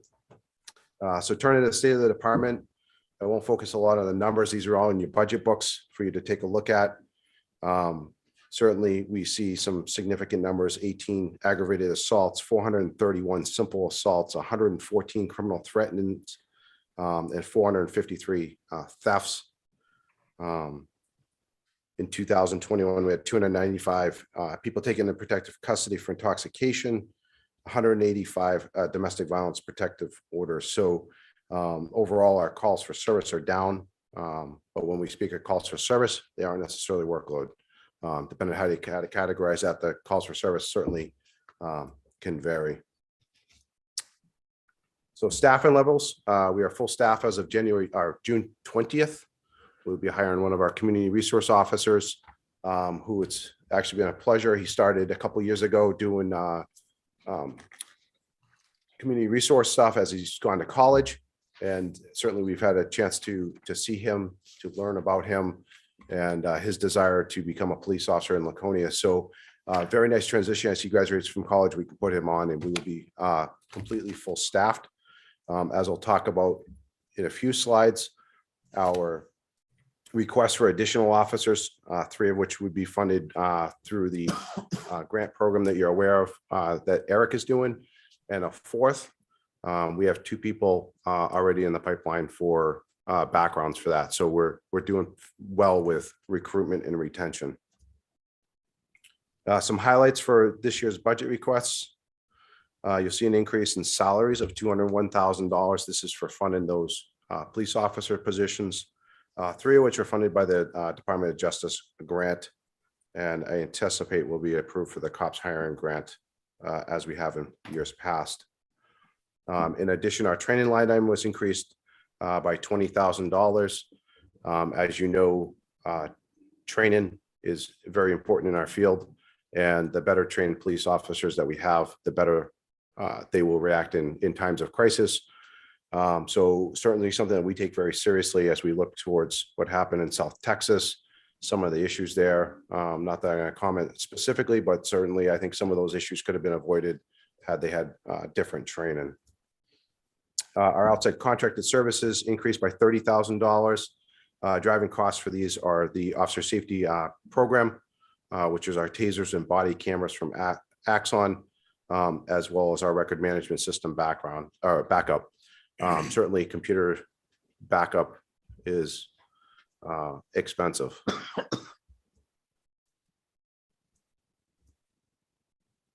So over the last 5 years, our grant funding that we've received from outside grants, we've received $2,649,000 in grants. So we are very active and very aggressive as far as looking for grants, researching grants, and anything that can apply that is useful to us.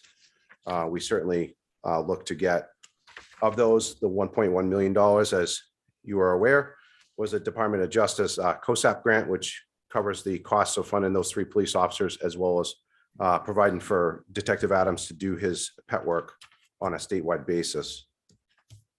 Another grant that we received 100% funded, which was $98,000 for emergency response trailer, in addition to a $200,000 cops de-escalation grant. When we talk about modern policing and de-escalation, the ability to talk to someone that's suffering from mental illness or suffering in times of crisis and avoiding the use of force if possible, de-escalation becomes a very big topic. So this provides to not only create certified instructors, but to bring this training to our department, as well as some necessary equipment to support that mission. We received $12,000 in burn JAG grant, again, for equipment. $2,900, which is a 50% split for our bulletproof vest partnerships. $436 liquor enforcement grant, which was done in cooperation with liquor enforcement to provide extra patrols of liquor establishments in Laconia. We received $18,000 for motor vehicle enforcement from New Hampshire Highway Safety, in addition to $45,000, which was from Granite Shield, which accounts for a lot of proactive drug work and drug saturation patrols. In addition to this, we anticipate a grant in the amount of $98,000 to provide for portable camera trailers, which could be moved to different locations. I just use as an example, we have a car dealership in town that's experienced a number of either thefts of gasoline from the tanks now, or thefts of catalytic converters, or criminal mischief. This is something that we could put into those locations, broadcast a live feed back to the police department to keep an eye on that as well. In addition to that, we also anticipate receiving another grant in the upcoming months in the amount of $98,000 for a laser scanner, a UAV, which is commonly referred to as a drone, to assist in our accident reconstruction team. This is software that would actually scan the scene with the use of the drone on a much quicker basis, so we could get the road open, and then we use the Faro laser scanner to do the crash scene in closer to get more detail. So certainly some significant work in grant funding that provides for the operation of the police department without city funds. So 2020, we had our 4-year site-based accreditation review. And as we talk about what's going on in policing, I'm a very big proponent of CALIA and national accreditation. As you know, this is in a credential agency that is recognized nationally and actually internationally. It's comprised of a 21-person commission, not all police officers from many different careers. There are only 13 agencies in New Hampshire that are nationally accredited, and we're one of them. So they have a 4-year, very intensive review. They came out in 2020, and then we have an annual review on specific standards, usually around 100 standards. So that was a couple years ago.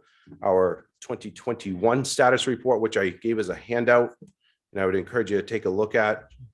They reviewed 106 standards. All of them were in compliance. So speaks very well to the department, the work that we're doing, and avoiding some of the problems that we have seen nationally in policing.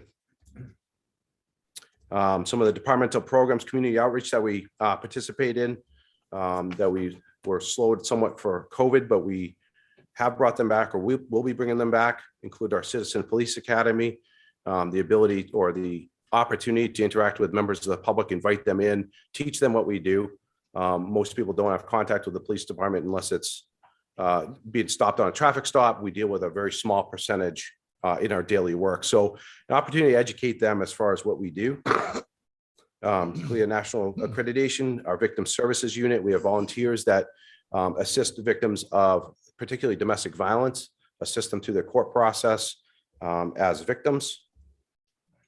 Our school resource officer, our liaison officer program. We have a school resource officer in the high school and the middle school. The other elementary schools, we're currently, we have a liaison. So the officer that works that sector stops into the school on a regular basis, makes contact, knows the principal, knows some of the staff that works there to develop those relationships. The Internet Crimes Against Children Task Force, certainly detectives are very busy. Our child predators that do stuff online only grows by the day. So we are part of that task force as well. Our community services officers that we not only assist us during the summertime, but like I said, we've used them as a recruitment tool, and we've hired a number of them successfully who have become police officers. So to groom them is certainly the best. Our internship program, we do an internship program for colleges. We do an internship program through the Hewitt Technical Program at the high school level. Our TIP 411 and our cop card program, in addition to National Night Out, which will be the first Tuesday of August this year in person. So, and I'll breeze through some of these. Our 2022 department goals was a complete review of our detective unit as far as professionalism and the ability to better handle major crimes such as high-level felony assaults and homicides. So that is being worked on. A review of department or a study of department uniforms to make sure that we're on top of that and employing the latest in equipment. Comprehensive written directive review. We're looking to improve our social media outreach on a reasonable basis, as well as to resume our community outreach in the area of coffee with a cop. So I just want to talk a little bit about our active shooter readiness and response, given what's going on or has happened around the country and seems to continue to happen on a daily or weekly basis. So in 2021, we saw a total of 61 total active shooter incidents, of which there are 243 casualties.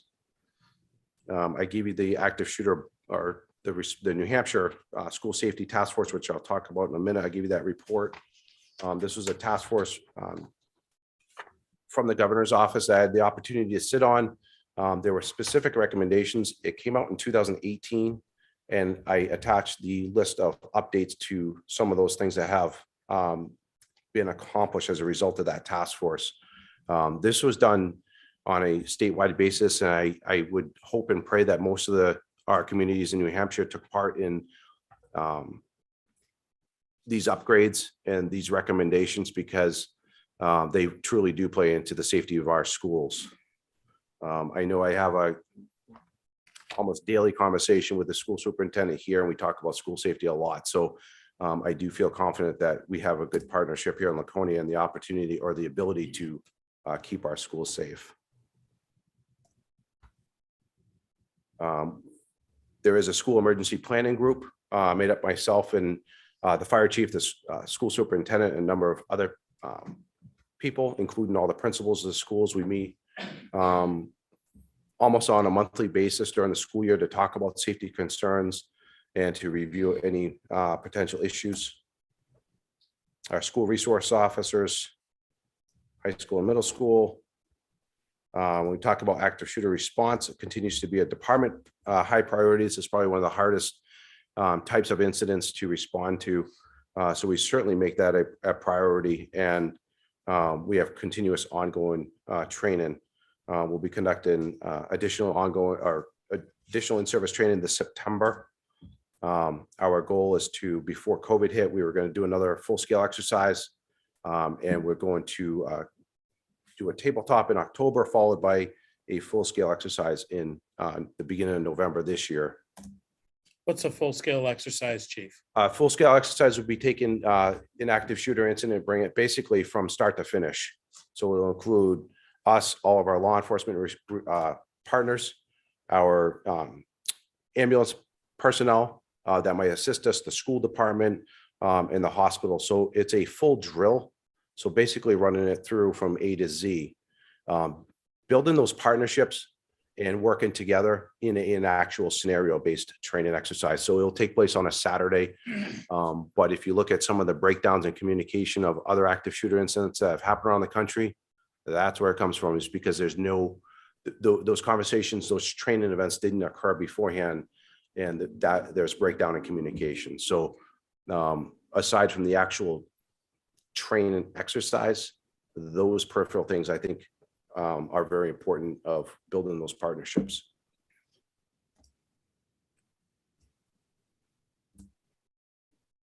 In addition to this, we'll be doing a community forum with the school department that will be open to the public, talking about school safety at some point in the upcoming weeks or months. I'll talk really quickly about the effects of the opioid crisis here in Laconia. I know, I think Detective Black will hit on it, or Sergeant Black will hit on it, as well as Detective Adams. But in 2021, we had 83 total drug overdoses. We had 14 overdose deaths here in Laconia and 67 found needles. So 14 overdose deaths was a significant spike from the prior year, which we had 4 overdose deaths. So these are very sad times, and certainly 14 people to die of drug overdoses in this community is just, it's not okay. I am proud to say that we've made several cases, or we're in the process of making several cases of drug death resulting cases. They're very complicated cases to make, but I think we made 3 last year. That concludes my part. I'll invite Detective or Sergeant Black up.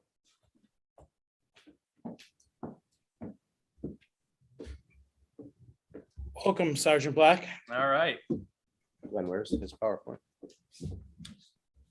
While I was getting this set it up, I'd just like to say, so 19 years ago, if we're going back to the future, I was a community resource officer, and Lieutenant Moyer hired me at that time, and I was working for Chief Ottinger. So I spent my summer up here from down in southern New Hampshire, and I wrote parking tickets, and I washed cruisers, and I picked up stray cats, and I fell in love with Laconia. And I knew instantly that this was a place that I wanted to spend my life and my career. And it was about Laconia PD.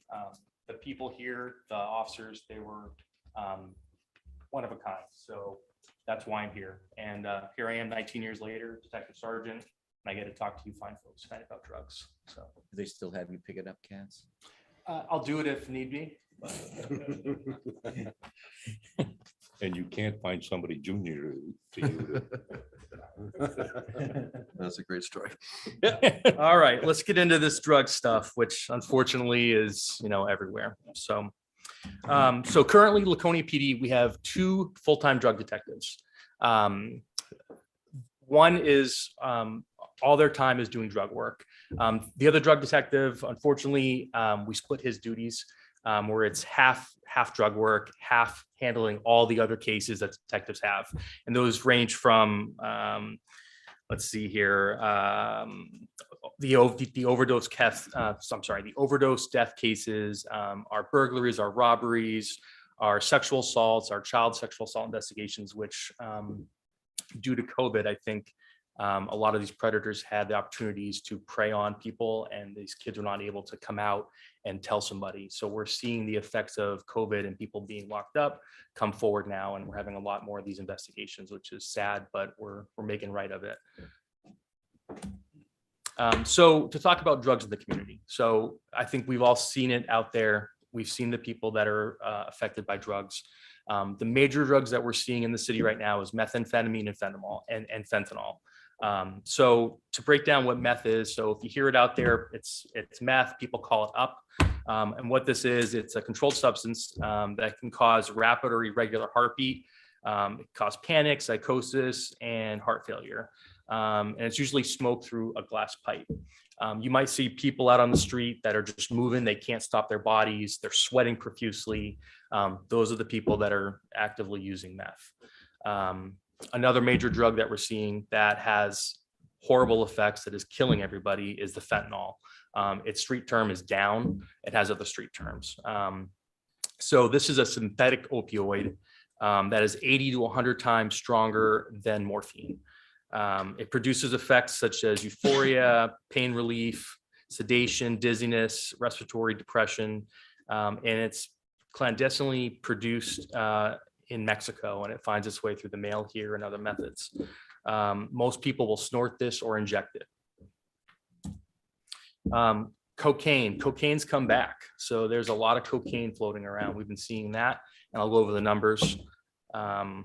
Suboxone. So we're seeing a lot of Suboxone. This is a treatment for people who suffer from opioid addiction, but unfortunately it gets traded and it gets used to get high. And we're seeing a lot of people trade this for dope. When I say dope, I mean fentanyl.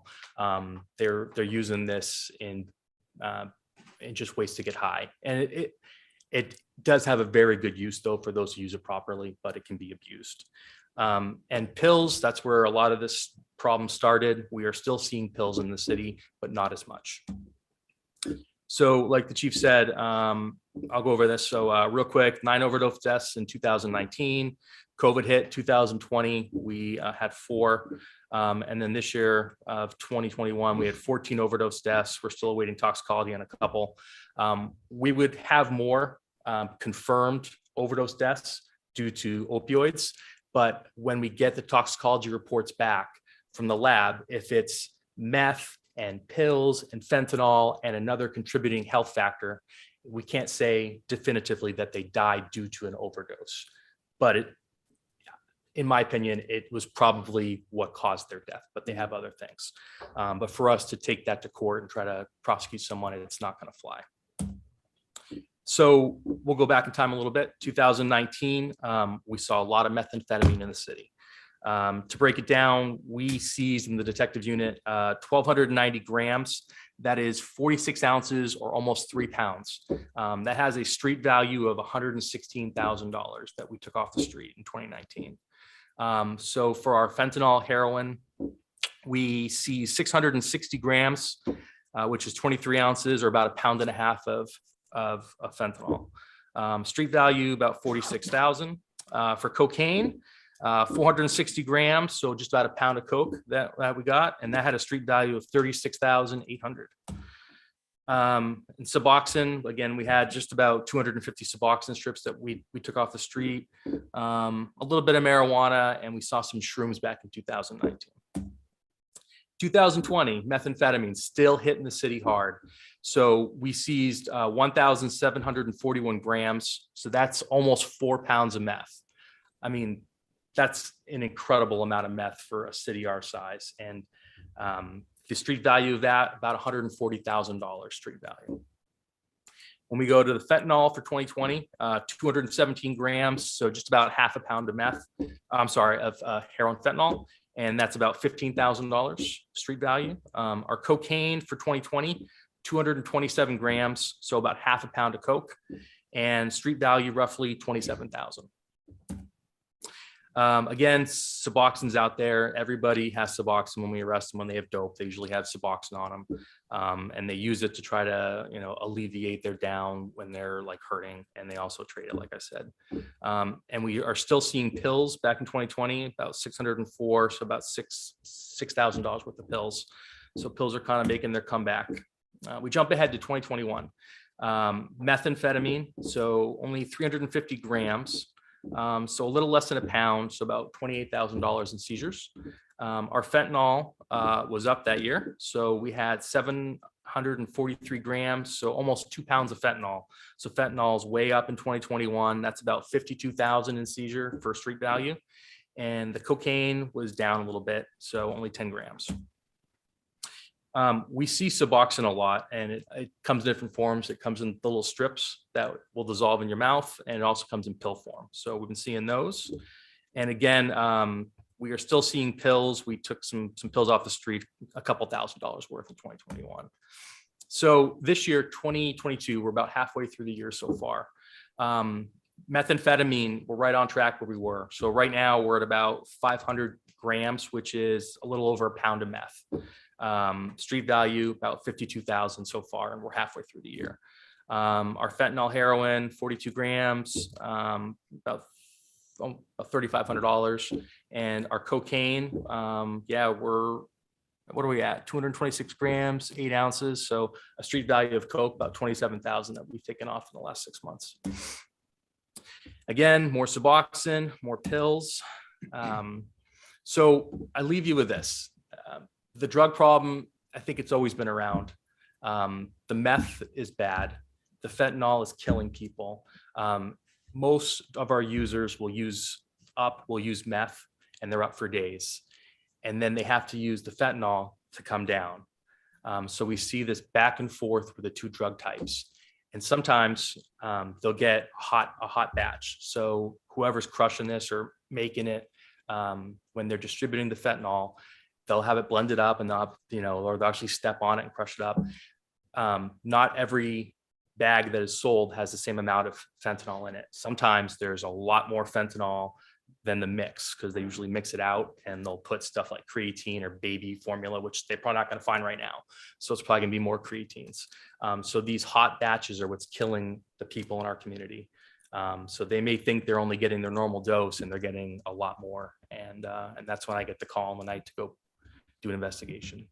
So it's a serious problem, and it's killing people in our community, and whatever we can do to continue to work on this. And I appreciate your time, and thank you. I'm here for questions if you have any. Thanks for your presentation, Sergeant Black, and thanks for your work. Thank you, sir. Sobering. Any questions right now? Thank you. Good, thanks.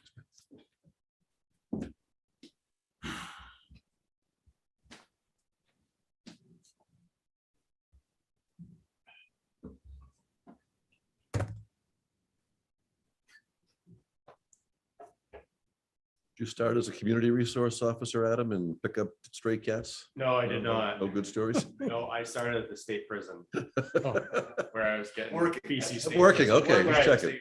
Where I was getting feces thrown at me.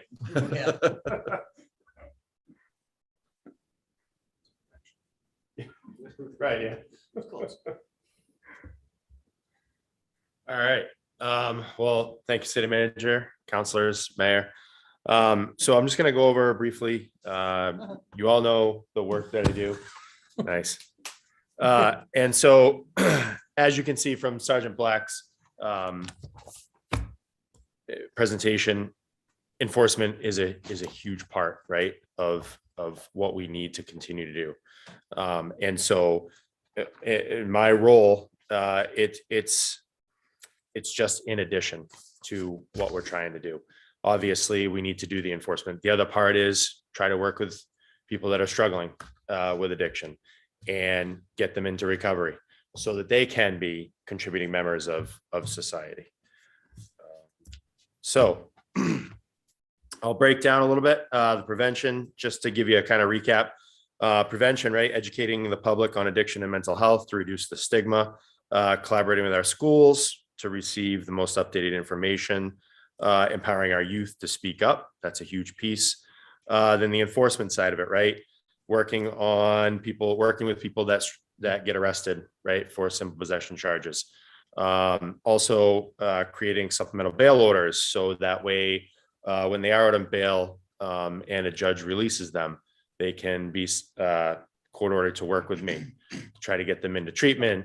And I have a little bit more flexibility in my schedule where I can actually be on top of them and make sure that they're staying on track. I get referrals from our probation parole, other police departments. And so it's a very important piece. And then obviously the treatment, right? Understanding what resources are in our community, and then what we utilize at what we do with those resources are important. All right, the prevention side, here's a couple of things. So obviously working with the collaboration with the Partnership for Public Health is huge. We utilize what they call OD map. It's an overdosing mapping system that was created by the Washington Bureau of HIDA. And so we were the first police department in the state of New Hampshire to actually start utilizing it.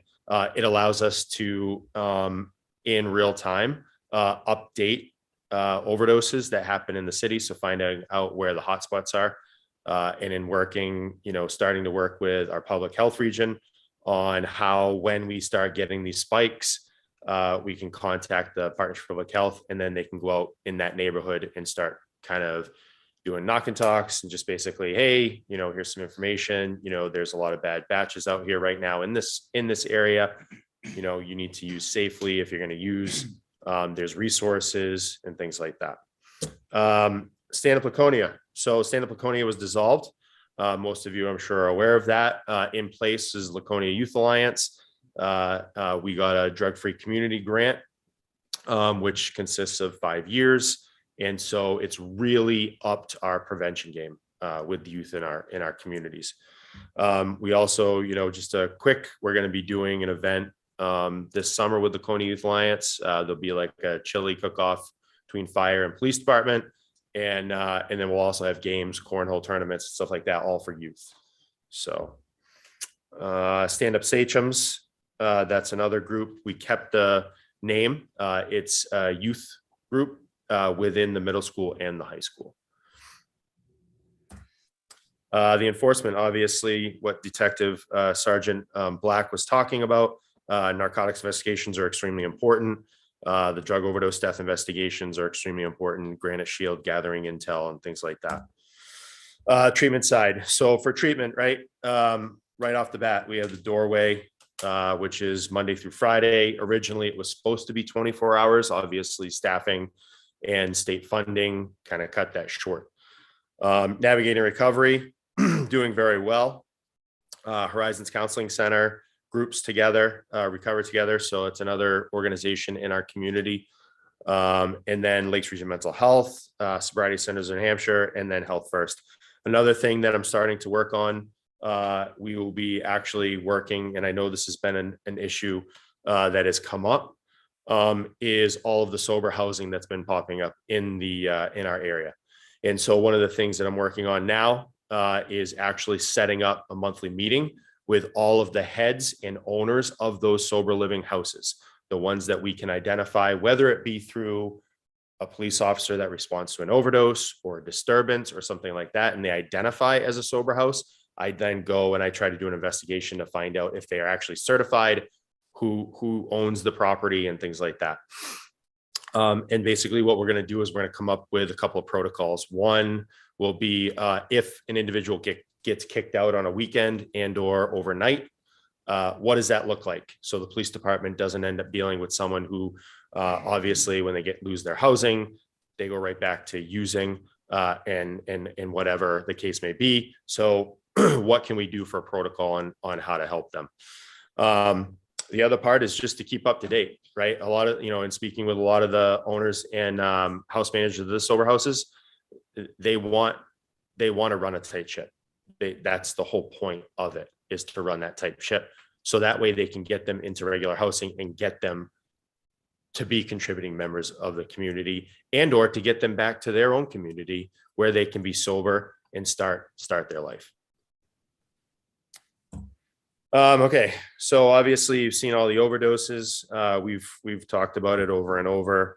The thing that I want to hit home is the 71 lives, right? So since 2014, we've been tracking this on a separate basis, we've lost 71 people that live in this community. That's a lot of people. That's ridiculous, to be honest with you. And so it's very important that we continue this work and continue the work with trying to stop the flow of drugs coming into the community. Initiatives, homeless initiative. That's a big one right now. I've been working with Isaiah's Cafe. I sit on the governor's council on housing stability. So working on a state level about the homeless issue that's going on in our state. I also sit on the state youth homelessness coalition.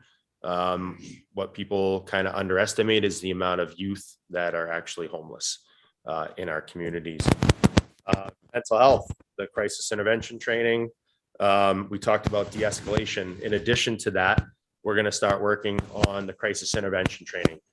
It's put on by NAMI, and it's a 40-hour training. I went to the 40-hour training, got certified, and basically it is a step up from the de-escalation, and it really teaches you as an officer very in-depth skills about working and responding to that crisis, that person with a crisis. Peer supports, that's another big one. We're going to be looking at implementing more peer support programs within the PD and around it. The substance misuse, right? So street outreach, Navigating Recovery continues to do this street outreach. Obviously, COVID kind of put a hamper on a lot of things.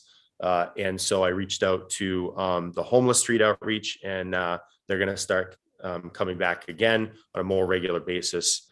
And I'll be working with them to continue to do that. Let's see. All right. So real quick, the present to the future, the COSAP grant, you all are aware of it. So we officially started May 24th. And so it'll go till September 30th of 2024.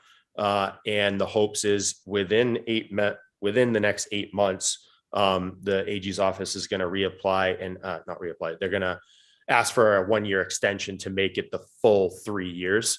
And so obviously, more than likely, we will get it just because of the fact of COVID and everything that's gone on to delay the federal government with distributing those funds. The 3 years, so my position, obviously I asked to stay and I wanted to stay here in Laconia so I could continue to work within the city and still kind of do like a dual role. And the other thing too, we implemented ACERT. So one of the things that you guys should be pretty happy to hear is our Family Resource Center, right? Lakes Region Community Services and the Family Resource Center. They have applied for funding, and we've expanded the ACERT program. So not only is it in our community, it's also in Belmont, it's in Guilford, it's in Tilton, it's in Samberton. It's also going to be starting in Meredith and Center Harbor. So all of those schools are going to be interconnected. And then we have one other initiative for the future, re-energizing the mayor's homelessness task force, trying to get that going again. And then we'll bring up to my my partner in crime. So the new me 2.0 is Steve, Mass Patrol Officer Steve Orton. He was chosen by the board that sat and interviewed all the great candidates. And so I want to give a shout out to him. He's very excited. He's looking forward to being re-energized and really kind of hit the ground running. I believe he will be an excellent fit and has a lot of the skills already that were needed to follow in my big footsteps. So I got a few to laugh. All right, so that's it. I'm done. Anybody have any questions? I'm laughing with you, not at you. Okay, I want you to know that. Thank you, Eric. Okay. All right. Thanks, everyone. Thank you, Eric. Can I just add another component to what all these folks spoke about tonight? So you probably see in the newspaper or see in the TV or the radio of some of these opioid settlements that are being announced, and there's billions of dollars being announced. And they're not only with manufacturers, but with distributors as well.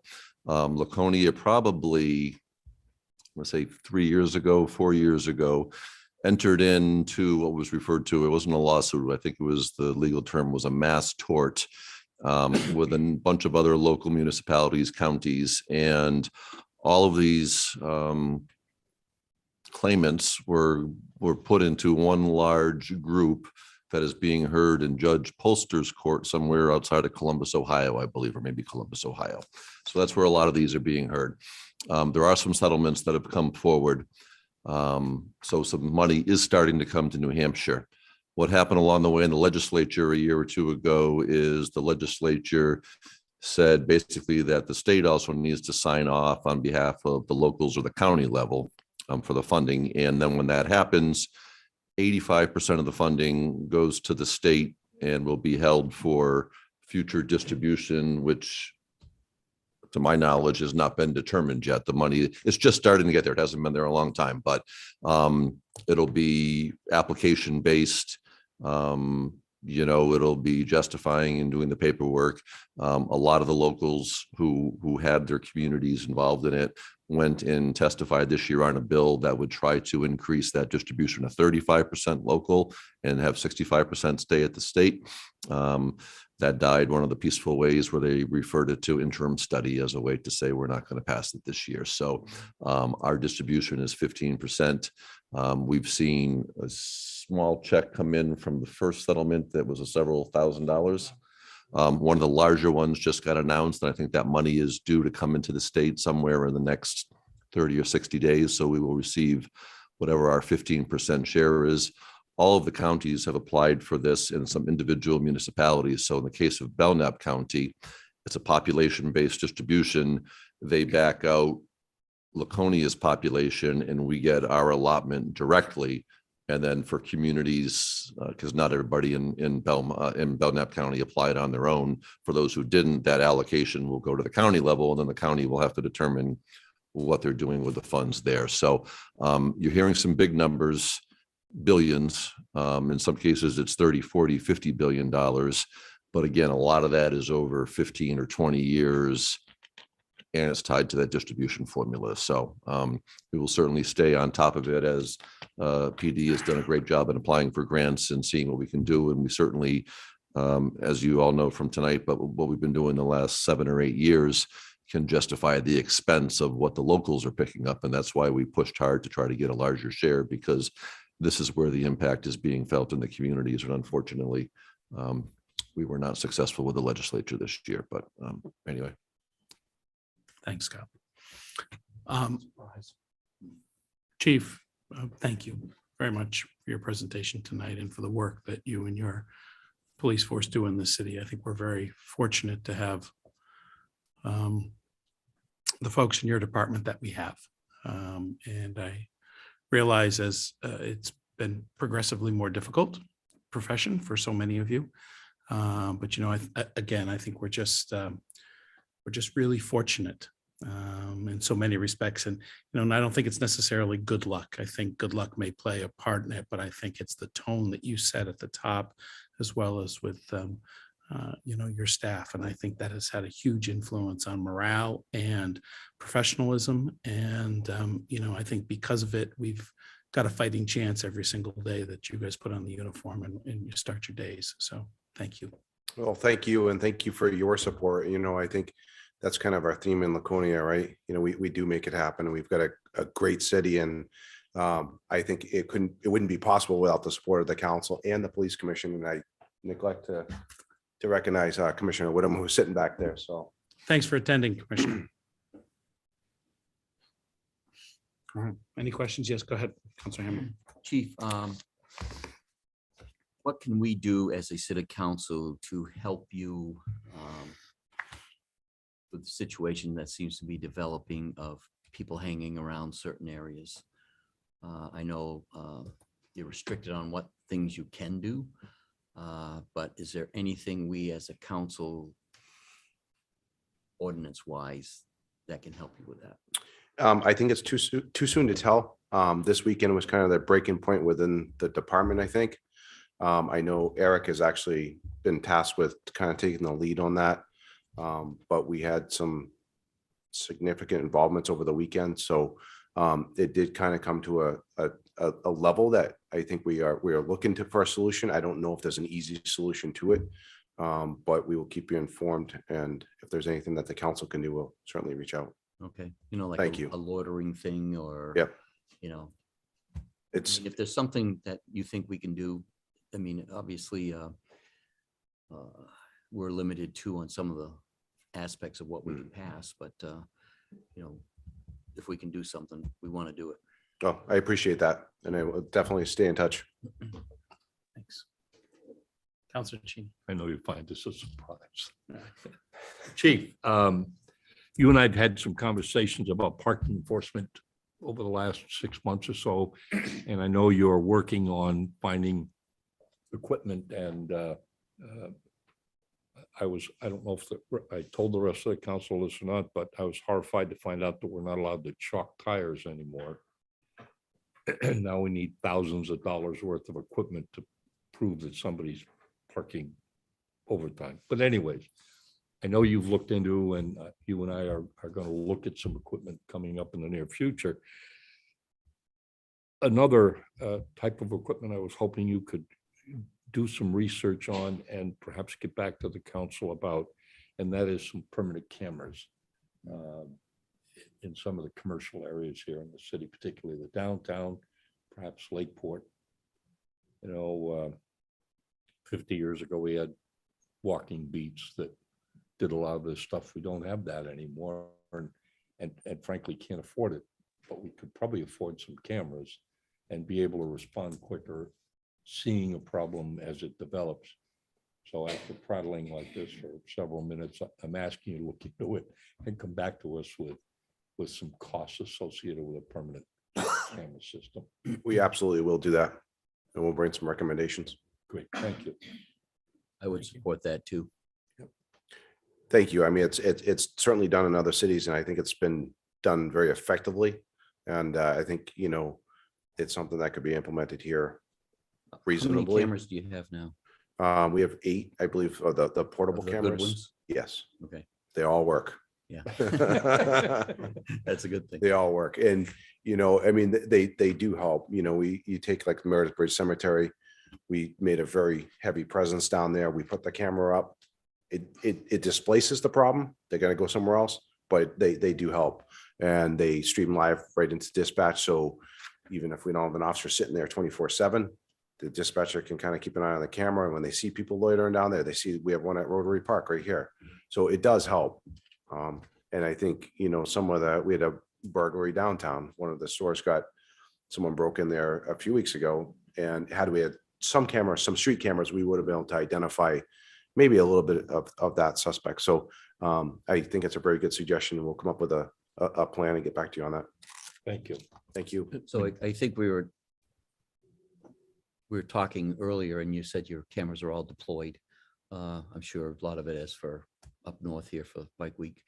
But once that activity is done, could you think about positioning some of those downtown for the summer? Absolutely. We do. Our goal is to keep those things out all the time. Yeah. Because they need to be used, and they should be used, and they're very beneficial. So we will keep some downtown. I believe in the budget for this year, is that there's some money allocated for one or two of those, Scott? Got $54,000 scheduled in, I believe it's the 23 ARPA funds, which will be available in August. Right. So. And those cost? They're about $15,000 or so a piece. So we can get a few of them anyway. Yep, absolutely. But we ought to have a plan not just one or two, but, where are we gonna place them and, Yeah. So that we have the best coverage. Right, and then the other questions are.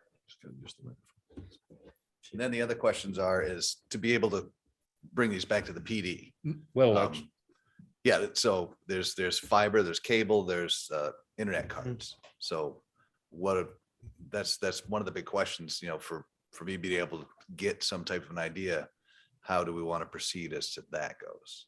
So I know the PD, we're gonna get First Light fiber pulled into the PD, so we're gonna have a more stable internet connection. The fiber is out here on the poles. So is that something you want to look at that way as far as using the fiber to bring the signals back to the PD? Because with a air card from AT&T, $39 a month for each one. So if you deploy 20 of them out there, it's a lot of money every month just for that service. So those are some of the questions that I kind of had that I didn't know which way to go with. I certainly think if you can wire in a system, Hardwire. that's the way we should go. But there's also bound to be places where cable just isn't, and you've got to do wireless. So, that's why I say I'd like to see a plan. I don't think we can do it all this year. Obviously, we can't do it all this year, but we can get started on covering the area. And again, I want to mention Lakeport at some point and the Weirs certainly at some point. It's been so effective around the country. I think that We can certainly reach out to other agencies that have used them or that have systems in place. We can come up with something that's scalable, something that's expandable, and we'll come up with a comprehensive plan and put it together and get it to you. Thank you. Yep. Maybe you could find out the cost between the fiber and the AT&T cards and see Yeah. Yeah. what's reasonable or not, Absolutely. Yep. Any other questions? Thanks, Chief. Thank you. Thanks, Captain. Good to see Great you. job, guys. Thank you. I'm sorry. Go right ahead. Not, we'll let these guys go unless they want to listen to me drone on for another 2 minutes, but anyhow. No, it's not about your budget. You can go. I already been tasked with finding enough money tonight. We wanted more, didn't we? All right, so the process is, that wraps up all of the department presentations you have now seen, heard, been presented with. So on the agenda for our regular meeting a week from tonight, we have the required public hearing. So we had the first reading 2 weeks ago, it was referred to the public hearing for June 13th. So we'll have whatever public comment on the budget. And then we've got June 20th, which is a special meeting night as it stands right now to have general budget discussion. Glenn and I will be working on items like we talked about tonight, some revenue that materialized that, we didn't count on yet, whether it's through legislation, whether it's through increase in, parking kiosk fees. One of the things that I was going to mention when Wes was speaking, he went through the fuel prices, Glenn and Wes and I are talking about just putting some money in the contingency line item for those types of unexpected things across our fleet, because you think it's not only public works, it's fire, it's police, it's city hall, it's parks. We've all got the vehicles and are facing the fuel. So maybe park it into a contingency and then, track what the fuel prices are doing over the course of the next fiscal year, but to have a little bit of a safety net there so that, we're not cutting important working capital or operational type of things because fuel is out of our control. So we'll put together some maybe more technical housekeeping things. We'll put together some recommendations based on, again, some of the different revenue streams that have materialized or changes that have happened since this budget was finalized in the latter part of March. And certainly if you have questions that you want answers to, if you need any department heads to be back and present here on the 20th to do that, we always prefer that, if you've got questions, get them to them ahead of time so that they can present you with the answers. But that's kind of your catch-all discussion meeting as opposed to a formal structured meeting. But I need you to tell me what it is you need or want from us to help make it productive for all of us. Glenn and I, as I said, will bring some housekeeping things that are more technical changes that we've run across. But if you have questions of departments or need somebody back here, please let me know and what the areas you want to focus on. And then generally speaking, if we get consensus out of that meeting, we'll draft what we refer to as a resolution to substitute in the whole. So if you said these 9 things, we can all roll in one motion on the night on the 27th, when we go to adopt the budget.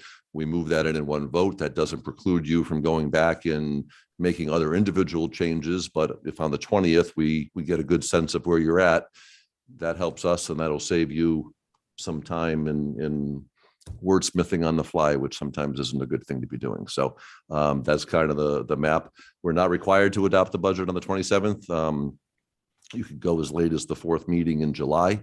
I don't think there's any unknowns this year. It's not a state budget year. The legislature, other than coming back for veto day, if there are any vetoes, is done.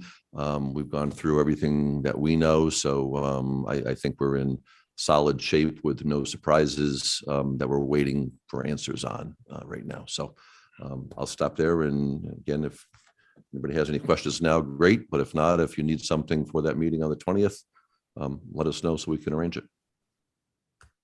Thanks, Scott. I'd like to adjourn the special budget meeting at 9:20.